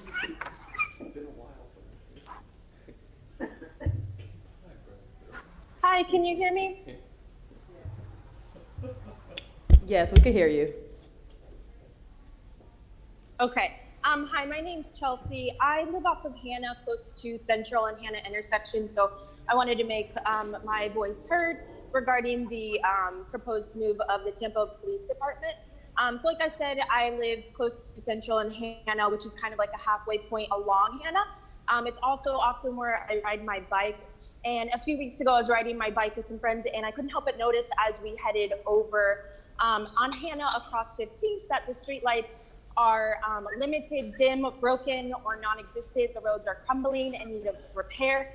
Unsurprisingly, this is a predominantly Black neighborhood across 15th Street, and it's very obvious that it lacks a lot of attention and investment from the local government. They lack basic infrastructure for their basic safety, to be quite honest. Surprisingly, the other half of Hannah, where the quote historic homes are, streets are wide for kids to play, neighbors walk their dogs, it's well lit at all hours, and you can tell there's a lot more investment that goes into that area. You could say it's coincidental matter of city planning, but considering what I've noticed across the pattern of funding for all of Tampa, I'd say it's actually a racist and negligent choice of the Tampa government. And it hurts predominantly Black and Latinx communities in Tampa, most of which are families who've been long part of Tampa and who have, quite frankly, made it what it is. The funding investment in Tampa is not equal, and there are a dozen other ways that we could be funded and invest into our city and into our communities in ways that matter, like some of the efforts and training of education that were mentioned earlier. The very last thing we need is a heavier police presence in our neighborhood. Just last month, I was trying to find a police officer who was one of like 8 to 10 that were arresting a minor. I was worried about the safety and supervision of the child, and the police refused to answer my questions, telling me they didn't owe me anything and telling me to mind my business. And they even attempted to physically intimidate me. But I have to be honest, that is my business. It is my community. It's my neighborhood, and they are my neighbors. And I know for a fact that they cannot and will not be there to serve or protect our community, and they have no interest in doing so. I know that they continue to stalk, harass, and terrorize the Black neighbors that I live near. And I've seen it said that the project will create jobs for construction and for people who work there. And like someone mentioned earlier, it's very unlikely that those jobs will actually go to the community members. And whether they're construction,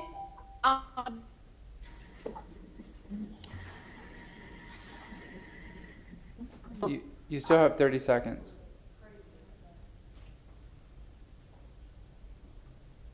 Did we lose the caller? Okay, all right, and then the next person.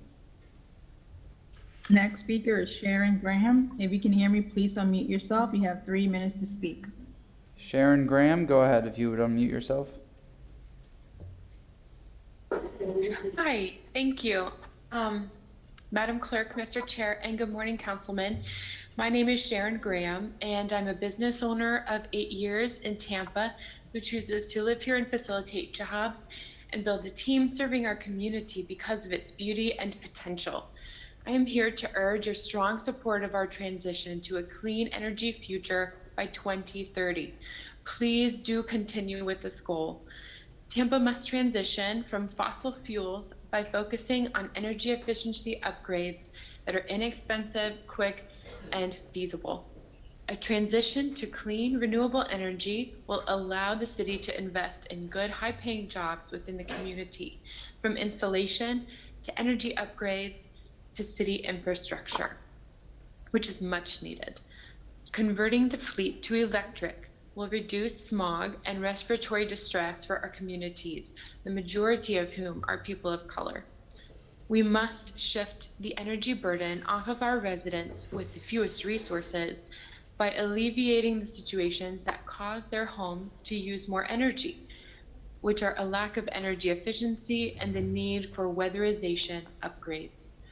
We must also make our city more walkable and bikeable and work with TECO and HART to increase access to charging for electric vehicles and clean energy and electric public transportation.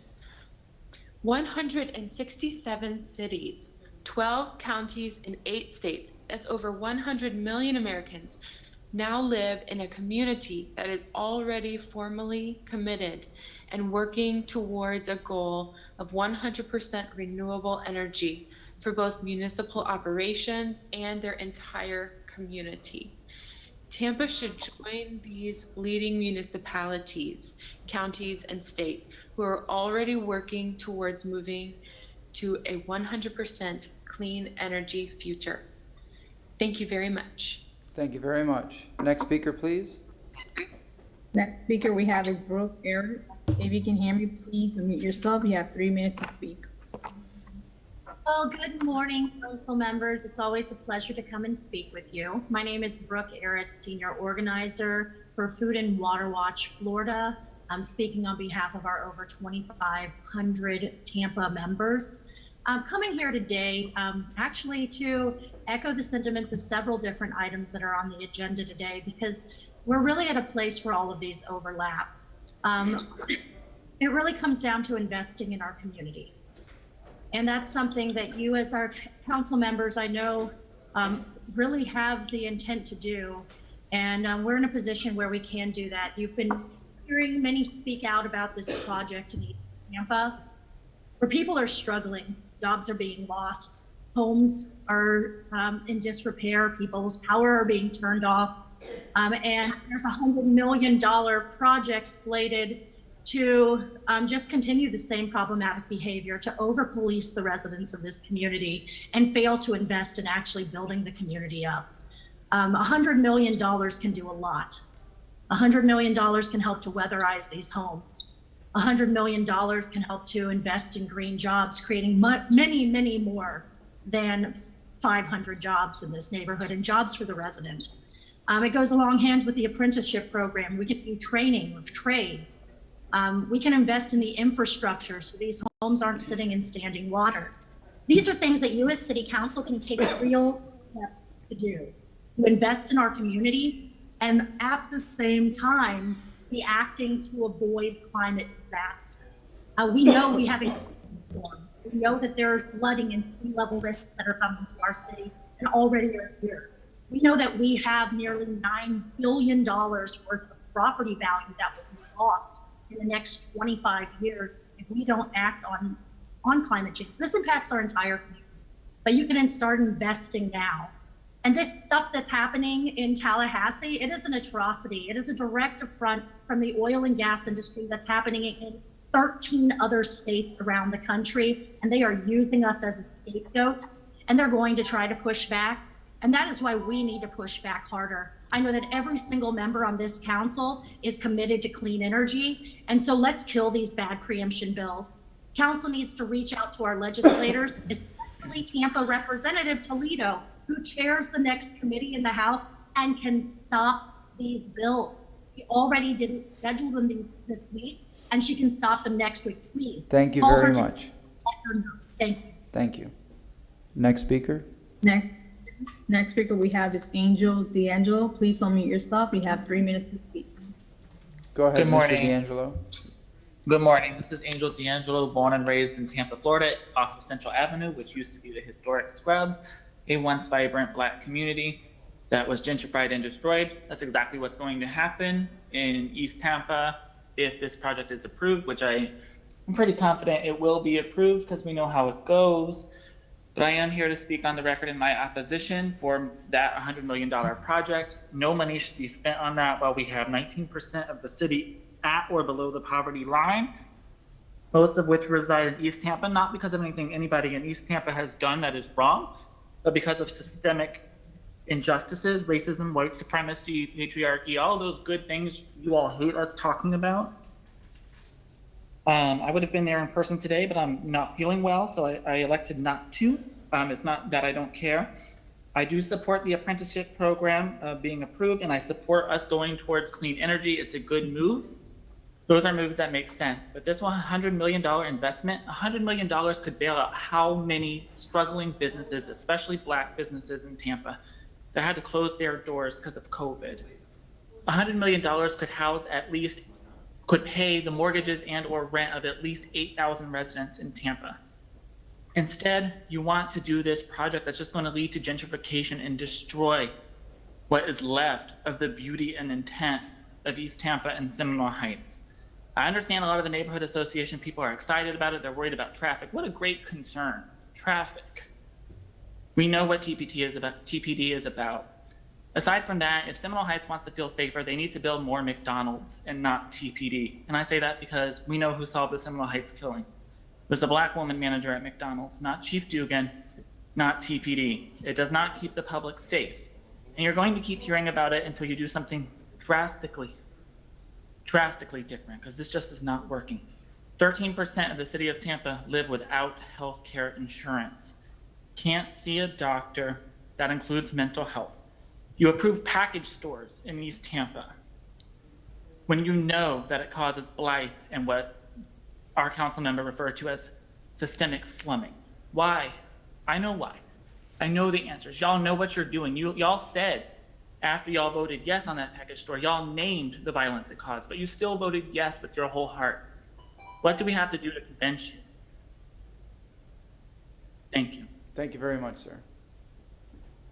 Next speaker we have is Steve Michelini. If you can hear me, please unmute yourself. You have 3 minutes to speak. Mr. Michelini.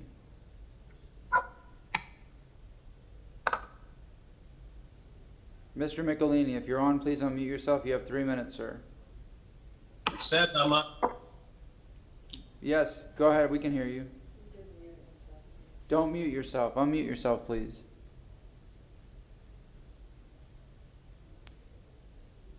Can you hear me now? Yes, go ahead. You have 3 minutes, sir. Okay, I'm calling regarding this proposed change in the parking ordinance for downtown and metered parking.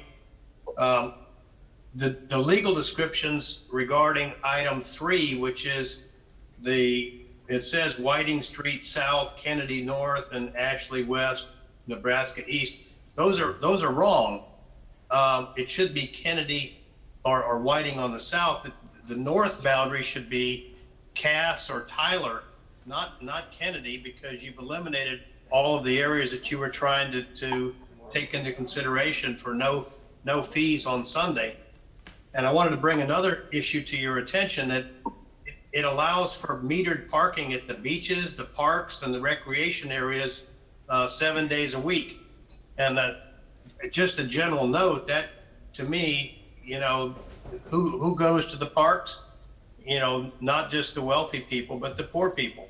Do you really want to put meters at the recreation centers? But anyway, the description on number 3 in the ordinance is wrong. It just, I don't know exactly where they got that from, but although they said they copied it from the old ordinance, but it shouldn't be Kennedy on the north. And the other issue was that, I just think they need to fix it. So I would urge you not to adopt this, to go back and fix those descriptions before you consider this as first reading. We also reached out to the Downtown Partnership, and previously we were told that the Downtown Partnership was behind this, and they said that they had made a mistake and not reaching out to the other operations that occurred on Sunday, and they apologized, and they were no longer opposed to the parking, to charging. They were supporting no fee parking on Sundays until 2 p.m. The other item is that in that ordinance it says 1 p.m. and not 2 p.m. So those issues don't follow the motions that were made by council. Thank you. Councilman Miranda, yes, sir. Thank you, Mr. Chairman. As Mr. Michelini was speaking, I looked at mine on page 2, And what I read, with the exceptions, Sundays from 8 a.m. to 2 p.m. for all meter parking located on areas bounded by, including Kennedy Boulevard to the south, by including Scott Street to the north, by including Ashley to the west, and by including Nebraska to the east. Doesn't that cover what we said? Yes, sir, that does, but the copy that I have says Kennedy to the north. Well, mine says Kennedy to the south. I don't know what the other council member says.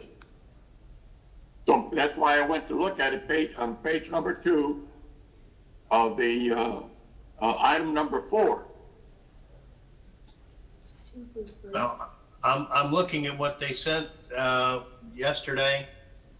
No, I'm not disputing Mr. Michelini. I'm just saying what I have in mind on item number 4. If it says Kennedy, if it says south, I mean, and Scott on the north, that's fine. And that's what mine says. I don't know what the other council member says. Mine says Kennedy to the south. Mr. Chairman, Yes, ma'am. this Jean- is Gina Grimes, City Attorney. I think Gene Duncan would like to explain. All right, Ms. Duncan, go ahead. Yes, thank you, Chair. Yes, just to clarify, they're actually, as the Chair indicated earlier this morning, we were going to combine items number 4 and number 69. Yes, so we'll discuss it There's later actually 2 today. ordinances for consideration. One is the original, or I'll call it the original ordinance from last year. Apologize, I don't have the date right in front of me. But it was repealed a few months ago, and that ordinance has come back a couple times before council with the latest version being the boundaries that Mr. Miranda just described. So that's the newer ordinance that the staff is proposing. The original ordinance that was repealed some months ago was also put back on for consideration under item 69. And so that's where the confusion is. There's 2 ordinances that are being considered for discussion this afternoon when we get to the that part of the agenda. All right. Hope that clears it up a little bit. Yes. We'll talk about it then. We're still in the, yes, Councilman Goods. Gene, just a side note, he made mention about meters at recreational centers, so make it note, because I want to ask about that. I must have missed that. Meters at recreational centers. Could we take that up under Yeah, we'll bring it up this afternoon, but meters at recreational centers is another point there that we'll discuss. All right, anything else, Councilman Miranda? No, sir, thank you, not at this time. All right, thank you very much, Mr. Michelini. Also, just for clarity for the record, we continued item number 59, but we did not set a time. The time will be for 10:30 on April 1st, just for the... Mr. Chairman, is Mr. Mechanic still on the line? Do you know if he's still there? No, but I mean, it's the same as today, 10:30 and 10:30. 10:30. If we could just have that motion to amend that, to ensure that the time is noted at 10:30 a.m. All right, motion from Councilman Good, second from Councilman Citro. This is to clarify, item 59 will be for April 1st at 10:30 a.m. All in favor? Aye. Any opposed? Thank you. Do we have anybody else registered for public comment? All right, go ahead, Yes, next we have. person. The next speaker is Priscilla Parta. If you can hear me, please unmute yourself. You have 3 minutes to speak. Thank you. Hi, my name is Priscilla Partau, and I live in the Sauk community. I have a few questions for City Council. 1, the state passed the Peril of Food Act in 2015. The language from that law was added to the comp plan, but exactly what changes were made and how the city evaluates rezoning applications. 2, when is the city going to start doing the annual review of the effect of new development on the evacuation times that is required by CM 1.2.3 in the comp plan? 3, how many people can live in South Tampa and be safely evacuated in an emergency? 4, I have heard many builders say their rezoning should be approved because the city needs affordable housing. How many of them have built affordable housing in South Tampa similar to the Schroner, which has an income-based rent? Additionally, how much is rent for their apartments? I yield the rest of my time so you can answer these questions. We're going to be bringing up this discussion in 2 weeks, but public comment is just for general public comment. We'll have the discussion in 2 weeks. Any other council members wish to chime in, or we wait till the discussion that was continued? All right, we're going to wait until the discussion comes up that it's been continued, but we have your questions, and then we can discuss everything then. Thank you. And since you do have the list of my questions, I just would expect that they be answered in writing as soon as possible or at that meeting. Thank you. Thank you very much. Who is the next speaker? The last registered speaker is Jean Strohmeyer. If you can hear me, please unmute yourself. You have 3 minutes to speak. Jean Strohmeyer, go ahead. Hello. I'm just calling about, I'm Jean Strohmeyer with Inner Bay South of Gandy Neighborhood Association. I'm sure you've gotten the messages from the people that live down here regarding item number 74. And I know it's been postponed, but we do need some sort of resolution on this matter. The proposed language, it's supposed to be a moratorium. I saw a memo in the SIRE that said the resolution, if it's approved, the Planning Commission staff will be directed to not accept applications to amend the comprehensive plan, and the city will not accept applications for rezoning that fall within either of the two described categories, which is the multifamily, the FAR, and the 10%. And it shows in here, notwithstanding that this is a memo dated March 11th, and it just shows that the applications will be prohibited. That was not the intention that we ever understood. So we understood that the applications will still move forward on both of those matters. We also understood that when they do move forward, that they will be under the pending ordinance solution, which means they will still go forward, and they will go forward according to the moratorium. Also, I request that all of the messages that were left by our neighbors, they left a message for you guys to listen to. We heard last session there was at least 35 messages that were listened to by East Tampa, and we request the same courtesy, and we would like those to be listened to in public as they were promised. I know we're going to readdress this matter next time on April 1st. Thank you for your time, and y'all have a great day.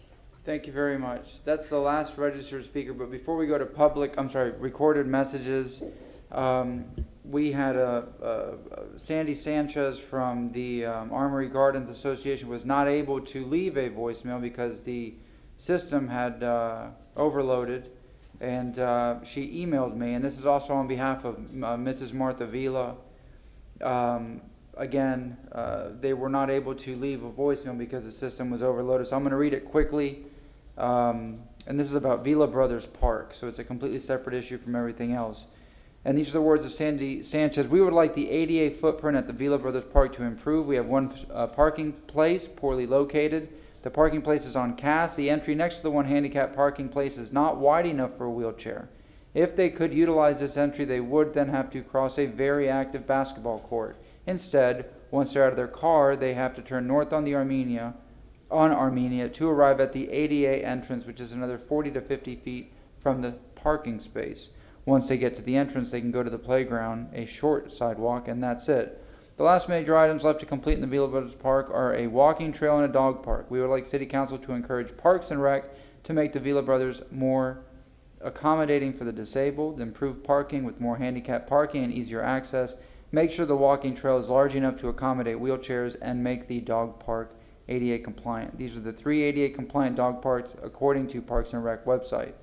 All 3 are downtown, 2 across from each other in the river. They're located in a desolate area under the Selman Expressway behind the train station. A very large new park, just very isolated. I've taken my dogs twice, but since no one else was there when I left. The Vila Brothers Park is a patriotic park dedicated to the veterans, all veterans. Improving this park to accommodate all veterans in the community would be in line with the Vila family's vision. Improving the ADA conditions would appear to be a logical conclusion. Again, Sandy Sanchez, and I believe the same words were coming from Mrs. Martha Vila, so I want to read that into the record because they were unable to access the voicemail system. So having said that, we'll go to the voicemails. Hi, my name is Bernice and I live in West Tampa. I'm calling because I'm really concerned about the voting for over $6 million for a demolition process to start an over $100 million project for a city center in East Tampa, which will unfortunately move Tampa's police headquarters right into the Black community. While this might generate 500 jobs, unfortunately it's not enough, and we have too many people who are struggling to pay rent, and businesses that are struggling right now, then we need to invest that money into the community. And I'd also like to speak out in favor of Ready for 100. I believe that Tampa should, as soon as possible, move to 100% clean energy. Thank you so much. Good day. My name is David Sinclair, 8434 Pebble Circle, Tampa, Florida. I am the president of the Council 7259 of the League of United Latin American Citizens. I am speaking today to the issue of whether the Tampa City Council will stay the course and support a resolution to lead this great city toward a 100% clean and renewable energy future by 2030. In the midst of our multiple personal trials in dealing with the current state legislature struggles with those various bills dealing with preemption of local decision-making efforts, I do witness that many citizens in our Florida cities are in fear of what I would call a potential power grab by the state on the issue of home rule on energy-related legislation. In this gathering today by members of the Tampa City Council, a moment to capitulate to fear and trepidation that your previously courageous pronouncements that Tampa must move toward a new and clean renewable energy horizon, will it have been in vain if preemption bills become law? Do you relish a legacy which would say that you were ready to backtrack today in your verbal commitments under threats that preemption bills would silence your courage? Stay firm and do not backtrack. Tampa and the state of Florida need your spine. Just ponder again on the health impacts to Tampanians of supporting a resolution to lead us to a 100% clean and renewable energy future by 2030. Why am I so passionate? It is because it is the right thing to do morally. Thank you.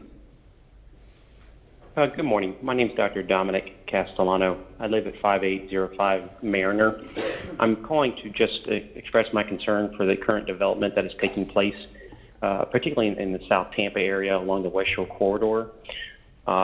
Personally, and speaking with other neighbors, we're developing too fast.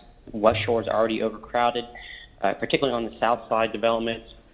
And on a north side aspect, the developments that are being proposed in my area where I live are not taking into consideration the 1,500 unit project that's already planned for the West Shore Mall redevelopment involving Sears. In addition, the Georgetown project in the mid portion of West Shore has not even been fully realized. In addition, the other problems with what are being proposed, particularly in my area, is that as a citizen and my neighbors, my community are not being involved in regards to the fact of not being made aware of these developments, as well as the magnitude that it is going to have, not only from a transportation and congestion standpoint, but also from the standpoint of just disrupting the entire community.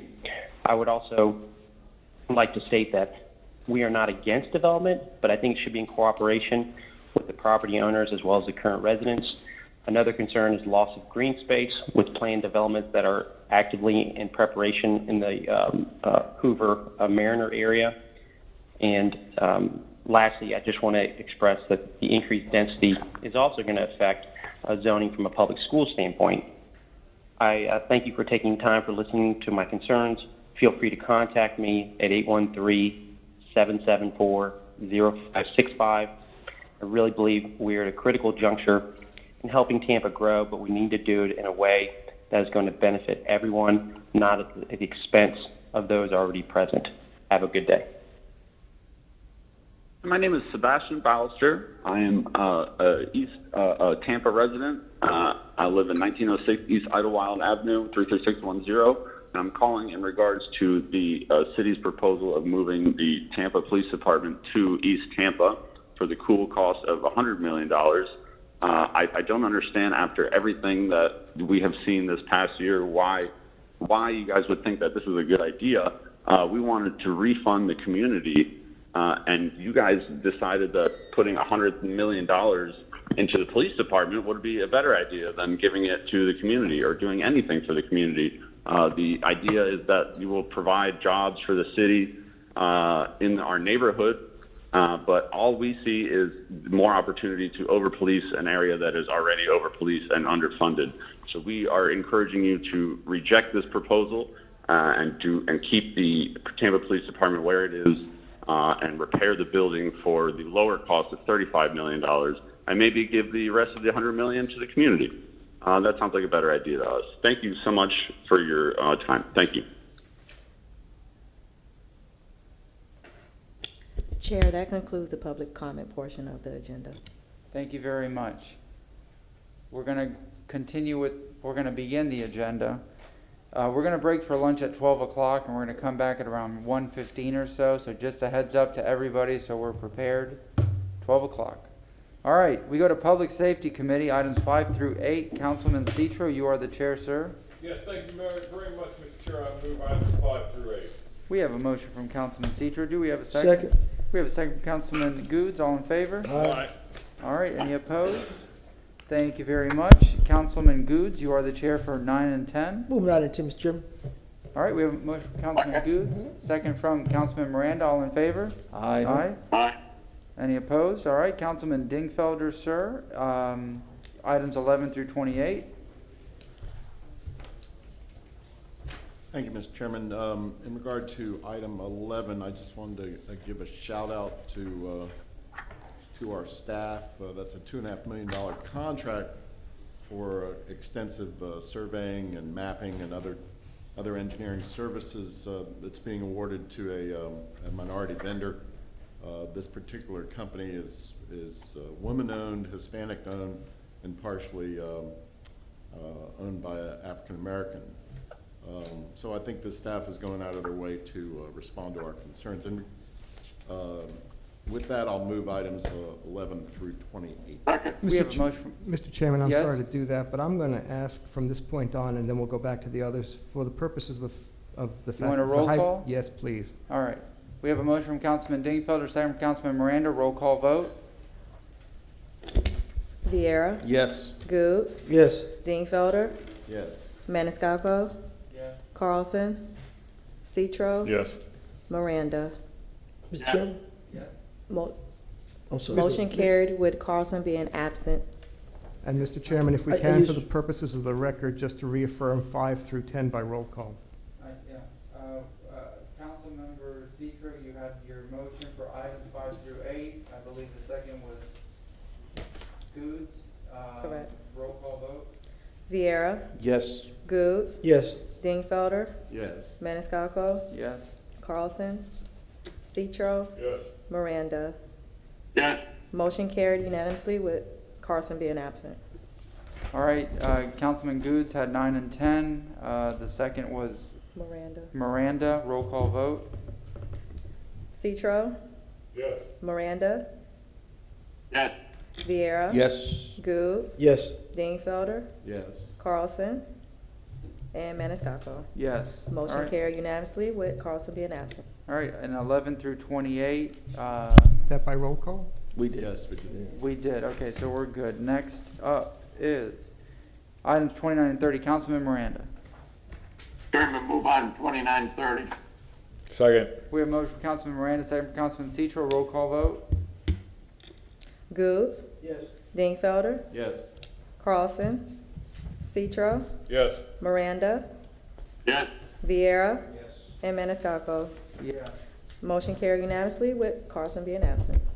All right, next is Councilmember Vieira, Vice Chair of Building and Zoning. Item number 38 was removed per the request of the administration. Thank you, Mr. Chair. I wanted to also comment, if I may, on item, I believe it is 27, and just highlight that we've authorized funds for design for the new Tampa Community Park Inclusive Playground Design Build. We had originally supported design funds in 2017, but that had to be changed because the location of the park was moved. But I just wanted to again thank the administration for working on this, and just council for moving this forward. I always remember how this came up. I was in the office with then Mayor Bob Buckhorn talking about the 2017 budget and going over some projects, and he goes, "Anything else you'd like to see there?" And I go, "Yeah, why don't we get some design money for a disability and autism friendly park in New Tampa?" And he wrote it down, and next thing you know, it was in the budget. So that was easy, but kind of funny. Councilman Dingfelder, Thank you, Mr. Vieira. Mr. Chairman, I just wanted to point out and give a little shout out on item 36. This is another 6 fully electric vehicles. In this case, I think they're going to community affairs and neighborhood enhancement.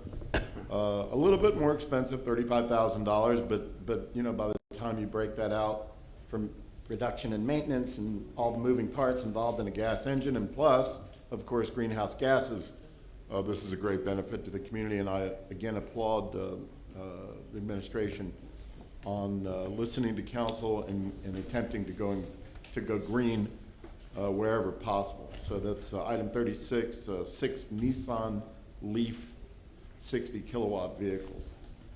Councilman Miranda. Thank you. I was going to echo the same thing that Mr. Councilman Dingfelder said. I appreciate everything he said. And this is not only 6, I think there was 4 that was bought prior, so that gives us 10. So we're getting there slowly but surely, and I hope when 66 comes up that I'm here so I can express my feelings of what we should do in the future with this. Thank you, Mr. Chairman.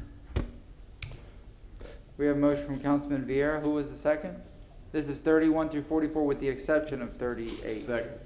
Second from Councilman Dingfelder. Roll call vote. Dingfelder. Yes. Carlson. Citro. Yes. Miranda. Yes.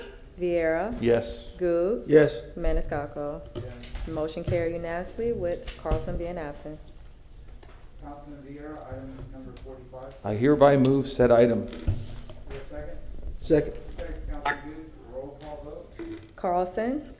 Citro. Yes. Miranda. Yes. Vieira. Yes. Goode. Yes. Dingfelder. Yes. Maniscalco. Yes. Motion carried unanimously with Carlson being absent. Councilman Miranda.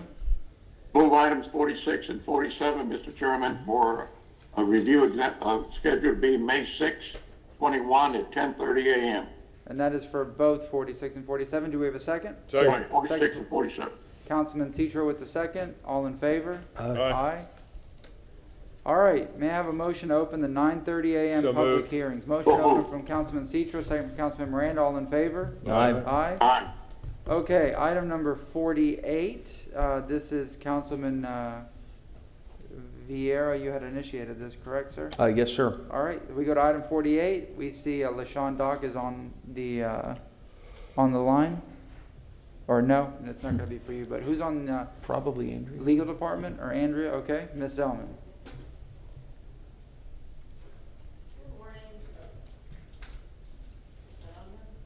Yes, go ahead. Good morning, Andrea Zellman, Deputy City Attorney. As you'll recall, this is the second reading. We've already had first reading of the premise ordinance. And as I mentioned in my memorandum, we do have a substitute.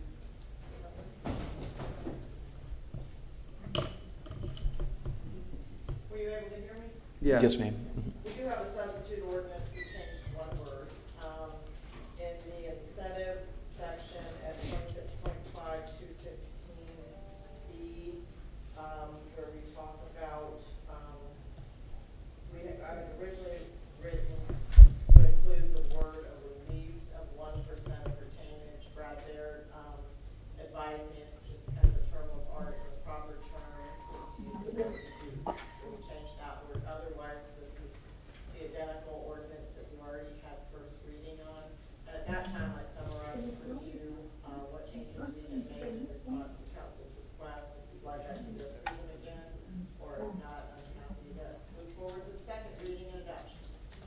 Any questions or comments? Councilman Vieira, yes, sir? No, I just wanted to just very briefly go over this, if I may, for 3 minutes. Of course. Go ahead, sir. If I may, Mr. Chair, thank Yes, you sir. very much. I think that there's a lot of things that are in order for this ordinance. We've been working on this now for about 14 months or so.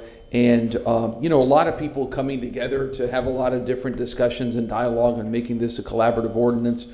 And what I think is a very diverse coalition and partnership to support this ordinance. Obviously, our friends in labor, some of whom spoke here today, that includes iron welders, pipe fitters, engineers, et cetera, electrical workers, et cetera, coming together to support this. A lot of folks in the religious community, Reverend Russell Meyer with the Florida Council of Churches, and then a lot of activist groups that are, really wanting to see some results that we can measure.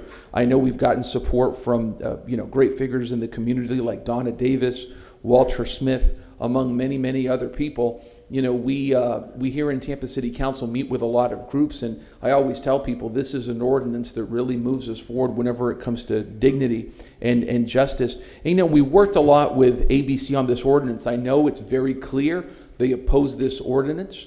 I was disappointed that in the end we couldn't get something that we all agree on or could all come together on in one way or another, at least with some hesitation. I respect that disagreement 110%. And whatnot, but I think it was important that everybody was brought in as part of a dialogue on this because we wanted to be collaborative. I heard a lot of the complaints on the way some of these ordinances have been passed in other places, and I listened, and I think we were able to make some effective change, not just through the collaborative process by listening to people, but also by implementing changes, things like Andrea talked about. Making sure that if a contractor meets that 12% threshold, then giving them some of their retainage back. I think it is 1/5 of the retainage that we hold so that the city has some skin in the game, so to speak. Making sure that we have a very good faith exemption section and included in that the size of the business so that if you're a small business, you get extra deference whenever it comes to good faith accommodations, because our small businesses have got to be accommodated, and that's certainly something that this does. Distinguishing between vertical and horizontal construction so that we don't bite off more than we can chew, and getting a timeline in there so that the city does this right, et cetera, many other points of distinction, I think, from how other areas have done this. And I especially want to thank the administration. Andrea Zellman, thank you so much for your hard work and your professionalism. We spent a lot of time on this together. Brad Baird, who's here. Brad, thank you so much for all your hard work and your professionalism as well as to the administration and Mayor Castor.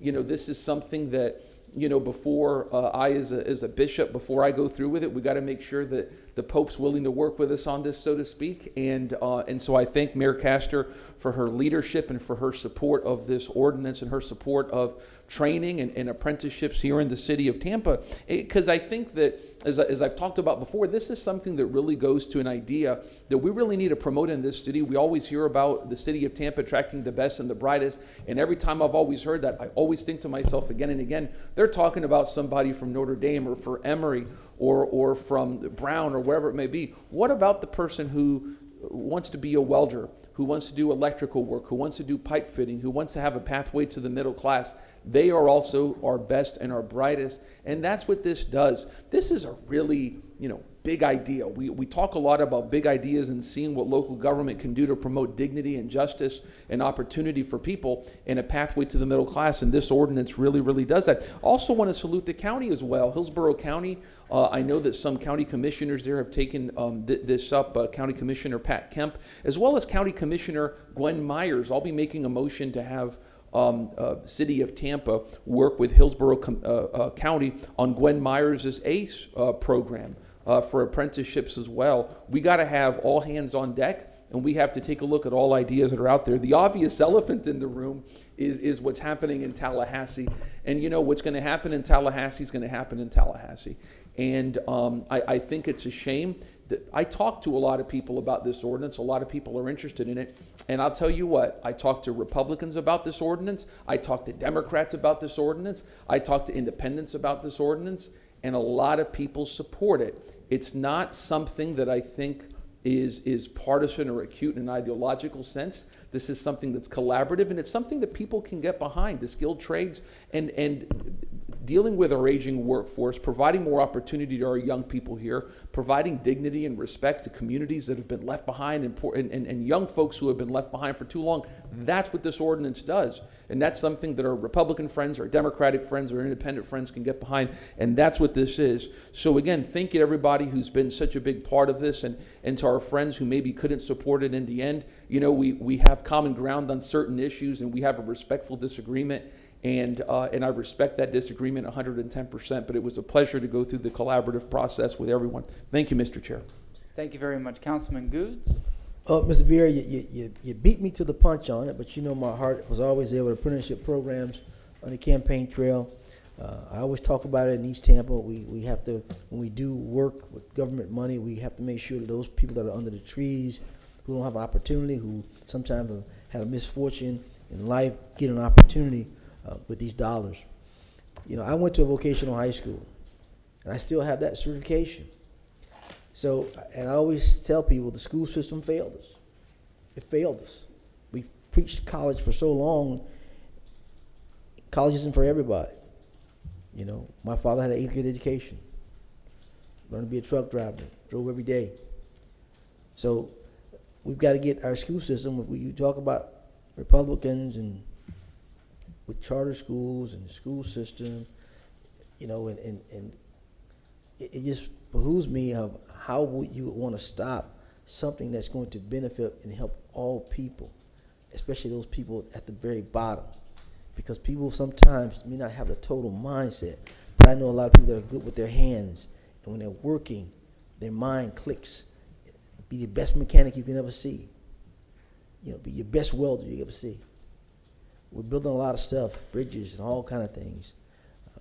It takes welders to do a lot of that work. Concrete, pouring that mud. I know I did that when I came over from college one summer. That wasn't for me. But it's for a lot of people to get out there and sling that mud. Know how to sling it.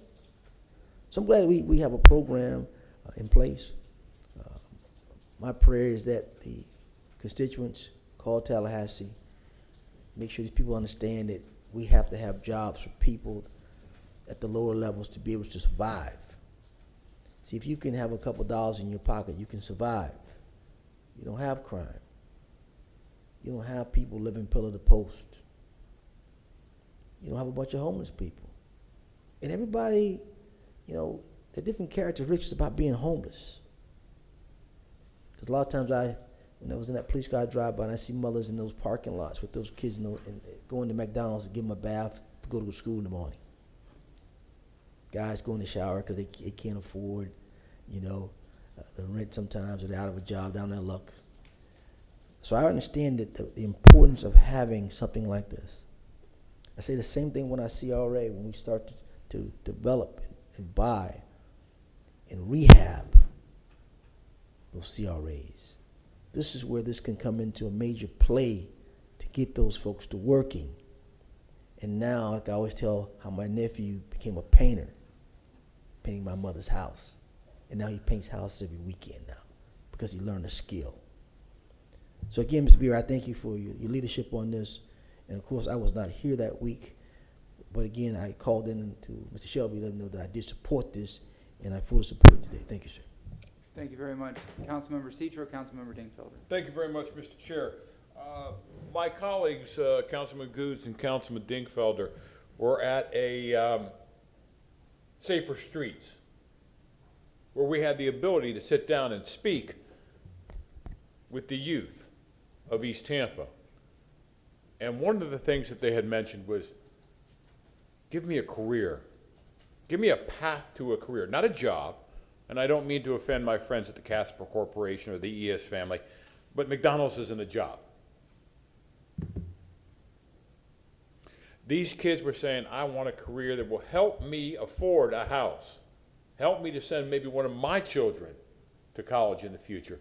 Councilman Vieira, I am glad that you have blazed a path for children, young adults, to be able to take the course of getting a career, a profession, where one day they can use the money that they have collected from this to go into college, or start their own businesses so they can have helping hands for other children in their neighborhoods. I am glad I could support you. Congratulations, Councilman Vieira. Councilman Dingfelder? Thank you, Mr. Chairman. Mr. Vieira, thanks for shepherding this and leading this this charge. As I was driving in this morning, I don't know if you all caught it, it was just before 9 o'clock on WUSF radio. They had a whole 10-minute discussion about preemption in Tallahassee. And I'm going to pull up the transcript and ask Mr. Shelby to circulate it if appropriate. But one of the things that struck me is, and this was the conclusion of the reporter and a couple of folks who were talking, is that preemption that we're suffering from on these issues is all about money. And when the nation talks about Washington, D.C. and draining the swamp, I would argue that that swamp is now in Tallahassee, because that money goes flushing into Tallahassee. Most, millions and millions of people all across the state have no idea what their legislators do when they go up there, and right now they're doing wrong. These preemption bills are just downright wrong. Tallahassee complains when Washington tells state government what to do, and they turn around and tell local government how to handle our affairs. So I think everybody needs to just stay in their own lane, and the folks of the city of Tampa have told us over and over that we need, as Councilman Goods just said, we need workforce development.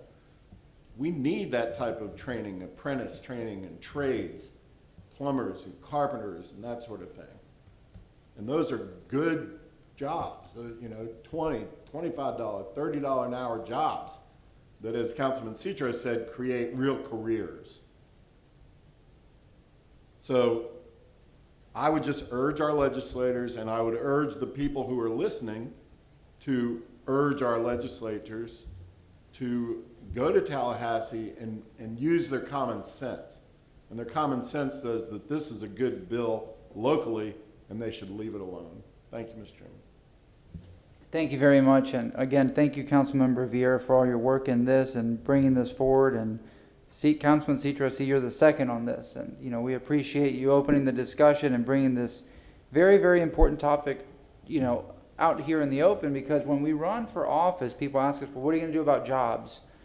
And we're not job creators. We're a zoning board in many ways. We look at alcoholic beverage permits and whatnot. You see how the agendas are, but when it comes to something like this, we're not creating jobs, we're creating opportunity. We're building that pathway. We're paving that road to opportunity, to what is essentially the American dream. And I've said it time and time and again, college is not for everybody.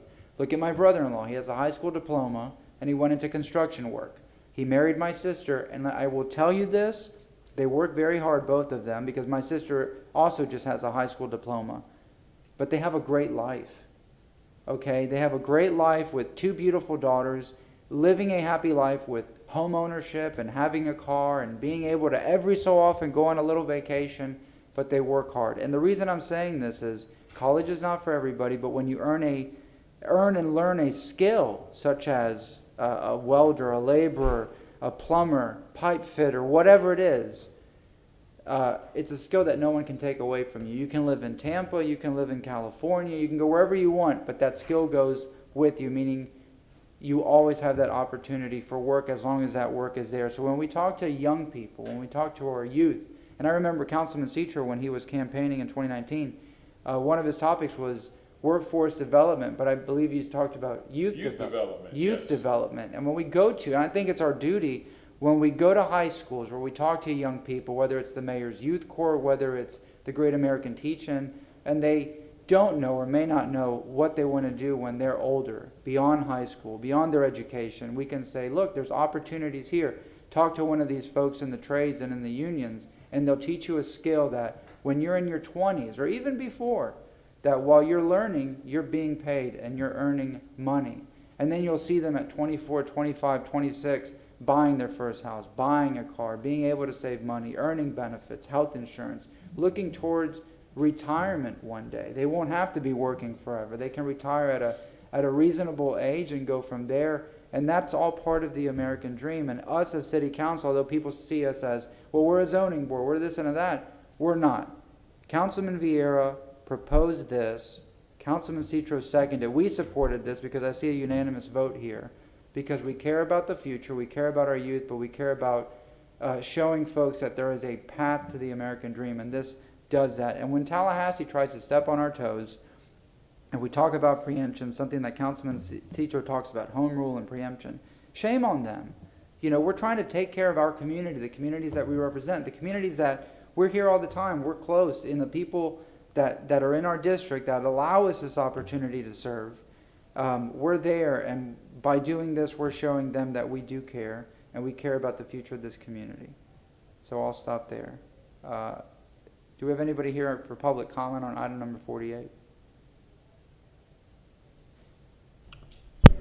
Chair, we had the 3 that registered to speak, but they spoke during public comments. Okay, so that's out of the way. Councilman Move to Citro. close. We have a motion to close for Councilman Citro. Do we have a second? Second from Councilman Goods. All in favor? Aye. Councilman Vieira, sir. Sure. Thank you very much, Mr. Chair. And again, this is 14 or 15 months of hard work and negotiation and meeting with people. And this goes to the idea of, again, respect for people where they are, respect for people's dreams, respect for the idea of the dignity of work and how that dignity ought to result in some, just level of being able to live in our society. And again, and I also want to stress on the preemption issue, what I always tell people, what's ironic about it is that this ordinance is so reasonable. This ordinance was done the right way. I wish that we could go and meet with the folks who are pushing this and tell them the story and how Tampa did it, which is that we met with all stakeholders.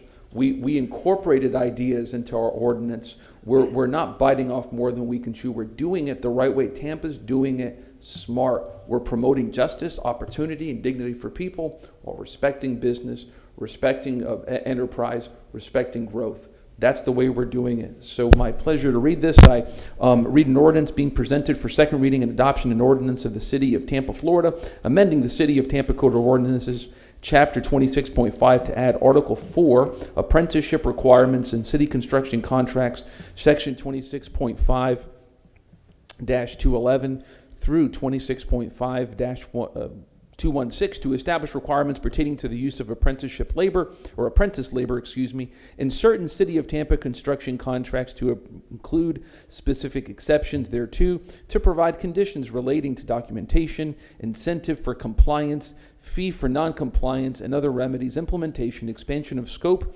and reporting, repealing all ordinances or parts of ordinances in conflict therewith, providing for severability, providing an effective date. Second. We have a second from Councilman Citro, but also Councilman Vieira, just for clarity, substitute resolution. So, but everything was perfect. That's In the substitute ordinance, it's on the Substitute, addendum. ordinance. The Substitute, the yes. title is the same. There's All a right, roll we have a call motion from vote. Councilman Citro, Vieira, second from Councilman Citro, roll call vote. Goods. Yes. Dingfelder. Yes. Carlson. Citro. Yes. Miranda. Yes. Vieira. No, just kidding. Yes. Don't you dare. And Maniscalco. Yes. Motion carried unanimously with Carlson being absent. Congratulations, Councilman. All right, item number 49.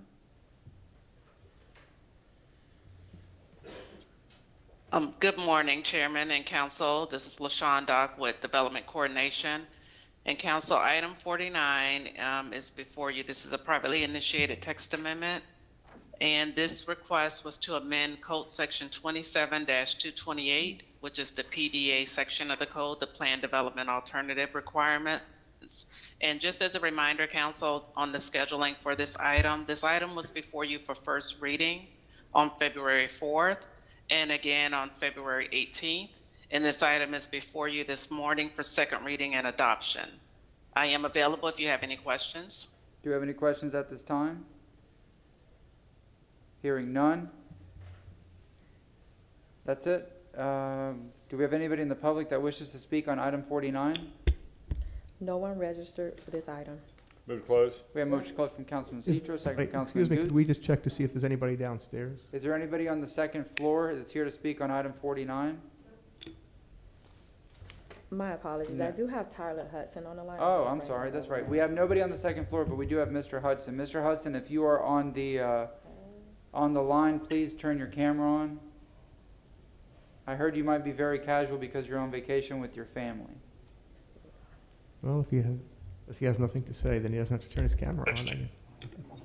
Mr. Hudson, is that you? That is me. You guys hear me? Yes, we can. Go ahead. Yeah, there we are.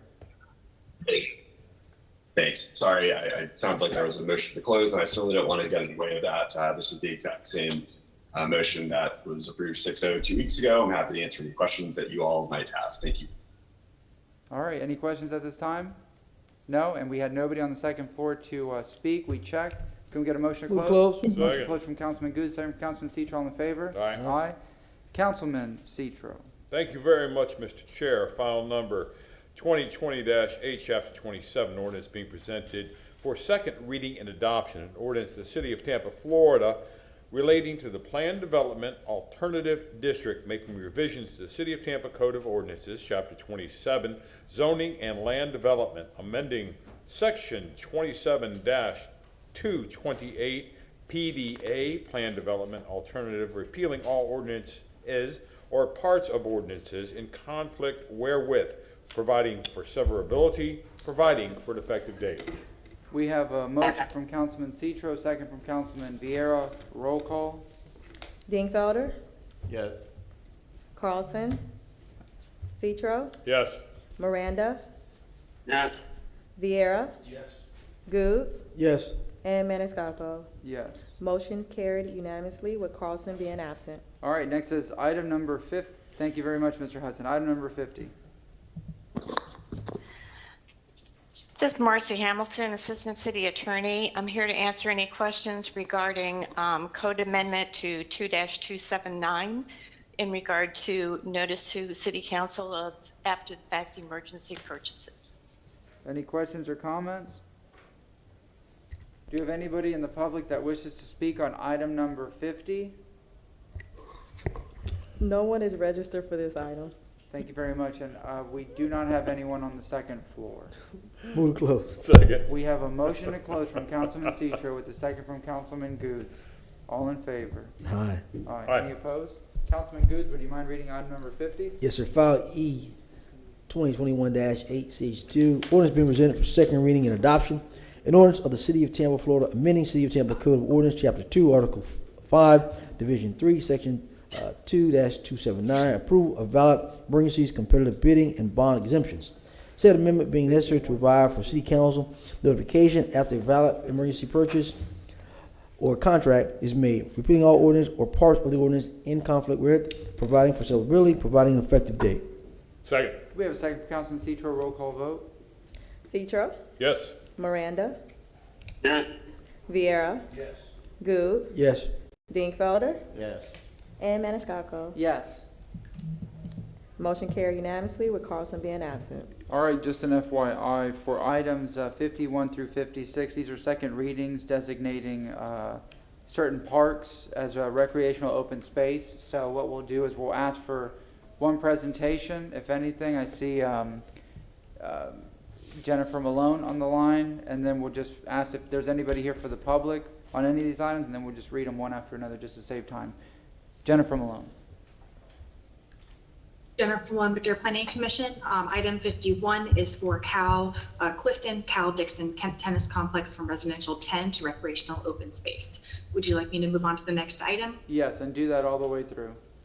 Okay, item number 52 is TACPA 20-26. It is designating Sunset Park from, I'm sorry, I apologize, Fremont Linear Park from residential 35 to recreational open space.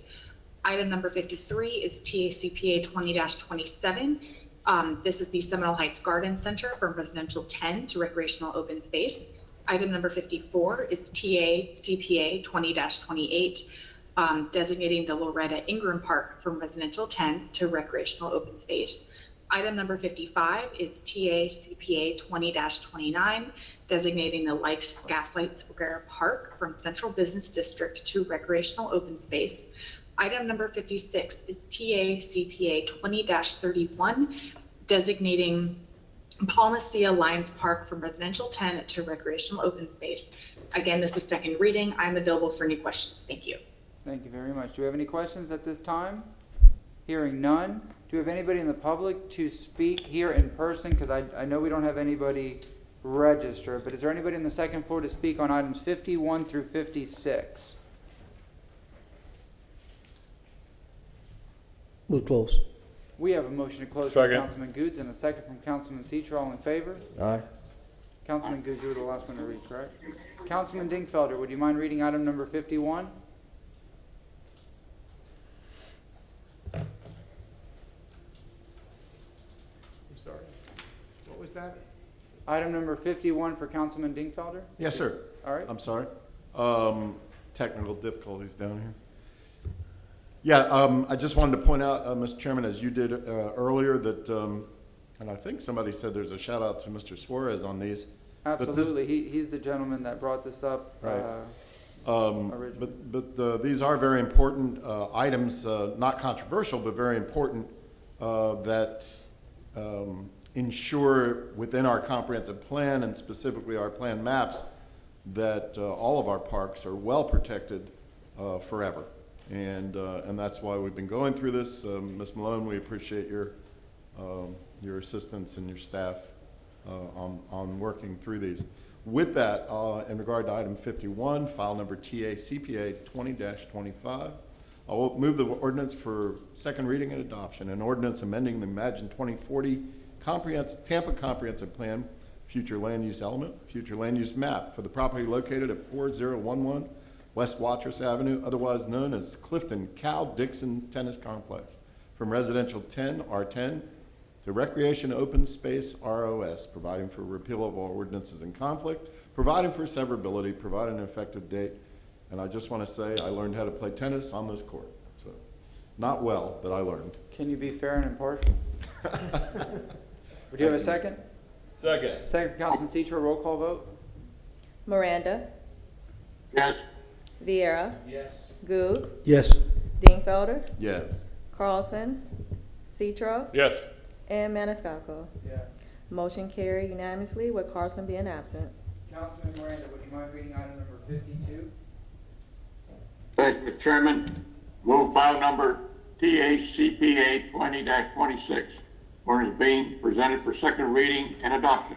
An ordinance amending the MH 2040 Tampa Comprehensive Plan, future land use element, future land use map for the property located at 1744 and 1902 West Walnut Street and 1748 and 1902 West Cherry Street, otherwise known as Fremont Linear Park, from residential 35 R35 to residential open space ROS, providing for repeal of all ordinances in conflict, providing for severability, providing an effective date. Do we have a second? Second. Second from Councilman Citro, roll call vote? Vieira, Yes. Goode, Yes. Dingfelder, Yes. Carlson, Citro, Yes. Miranda, Yes. and Maniscalco. Yes. Motion carried unanimously with Carlson being absent. Thank you very much. Item number 53, Councilmember Vieira, would you mind reading this? Yes, sir. I move an ordinance being presented for second reading and adoption. An ordinance amending the Imagine 2040 Tampa Comprehensive Plan, future land use element, future land use map for the property located at 5800 North Central Avenue, otherwise known as Seminole Heights Garden Center, from residential 10, R10, to recreation open space, R/OS, providing for repeal of all ordinances in conflict, providing for severability, providing for an effective date. And again, as Councilman Dingfelder said, kudos to our favorite white-haired former city councilman. Thank you. If he were here, he would say, watch it, Vieira, you'll be there just two one day, or something like that. We have a motion from Councilman Vieira, second from Councilmember Citro. Roll call vote? Goode, Yes. Dingfelder, Yes. Carlson, Citro, Yes. Miranda, Yes. Vieira, Yes. and Maniscalco. Yes. Motion carried unanimously with Carlson being absent. Councilman Citro, would you mind taking item number 54? Yes, thank you very much, Mr. Chair. Councilman Vieira, you are on top of your punmanship. I move file number TACPA 20-28, an ordinance being presented for second reading and adoption. An ordinance amending the Imagine 2040 Tampa Comprehensive Plan, future land use element, future land use map for the property located at 1611 North Hubert Avenue, otherwise known as Loretta Ingram Ingram Park, from residential 10 to R10 to recreational open space ROS, providing for repeal of all ordinances in conflict, providing for severability, providing for effective date.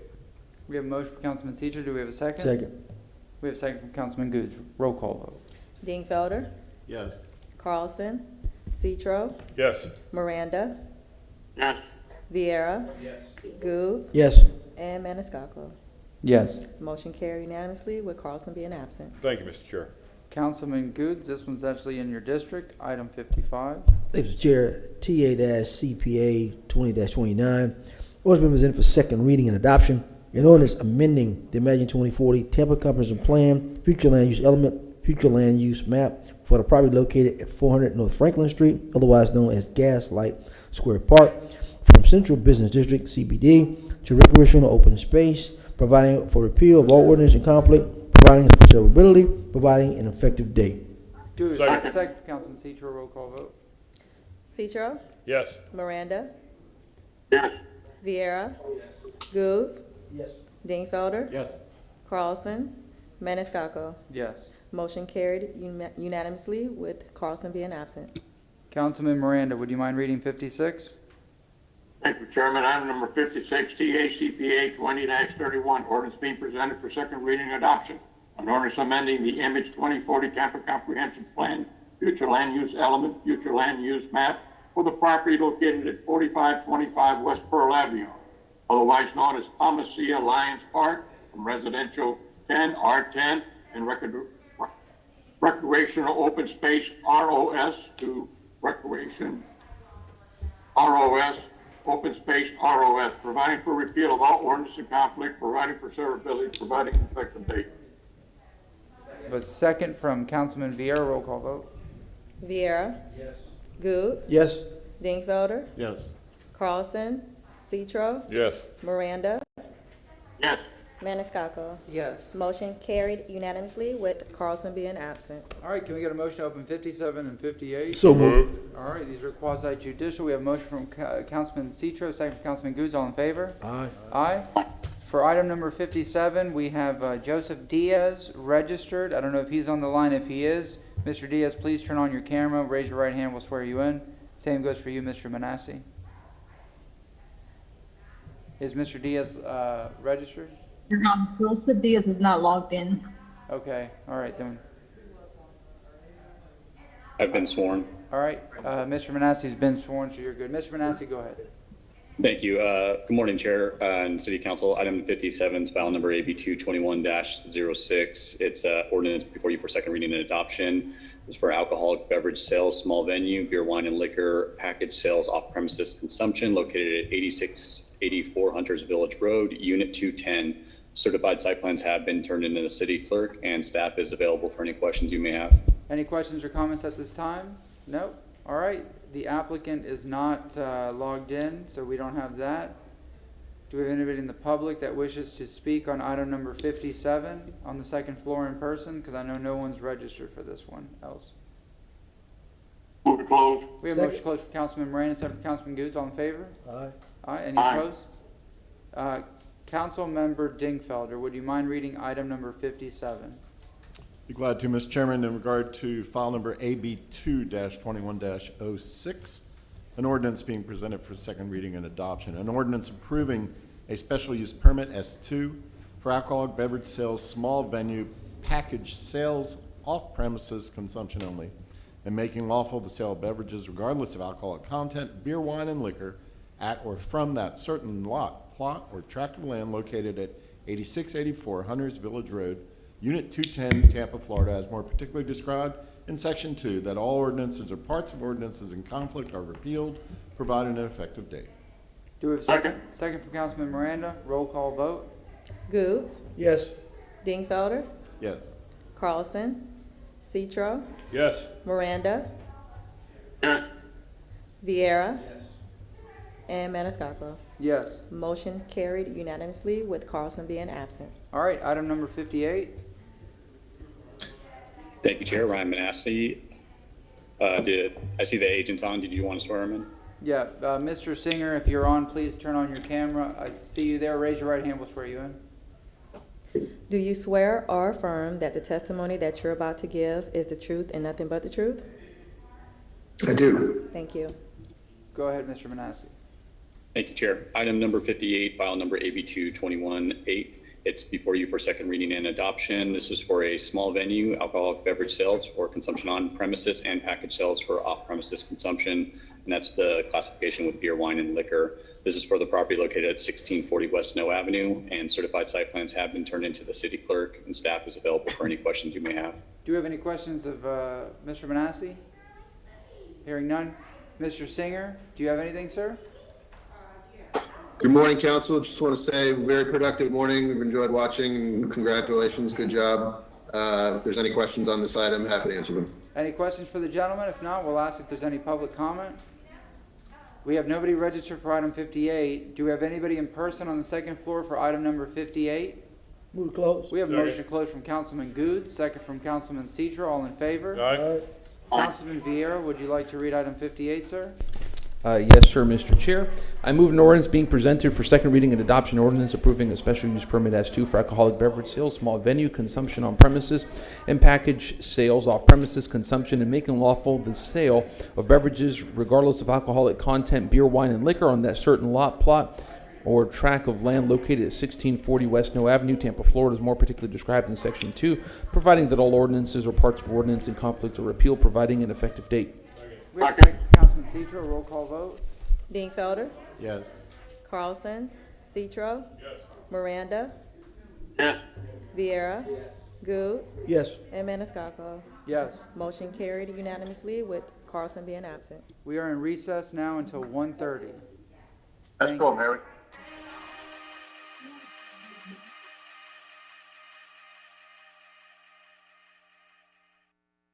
I do my makeup in somebody else's car.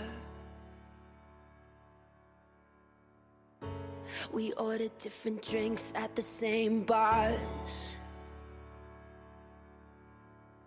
I know about what you did and I wanna scream the truth. She thinks you love the beach, you're such a damn liar. Well, those great whites, they have big teeth.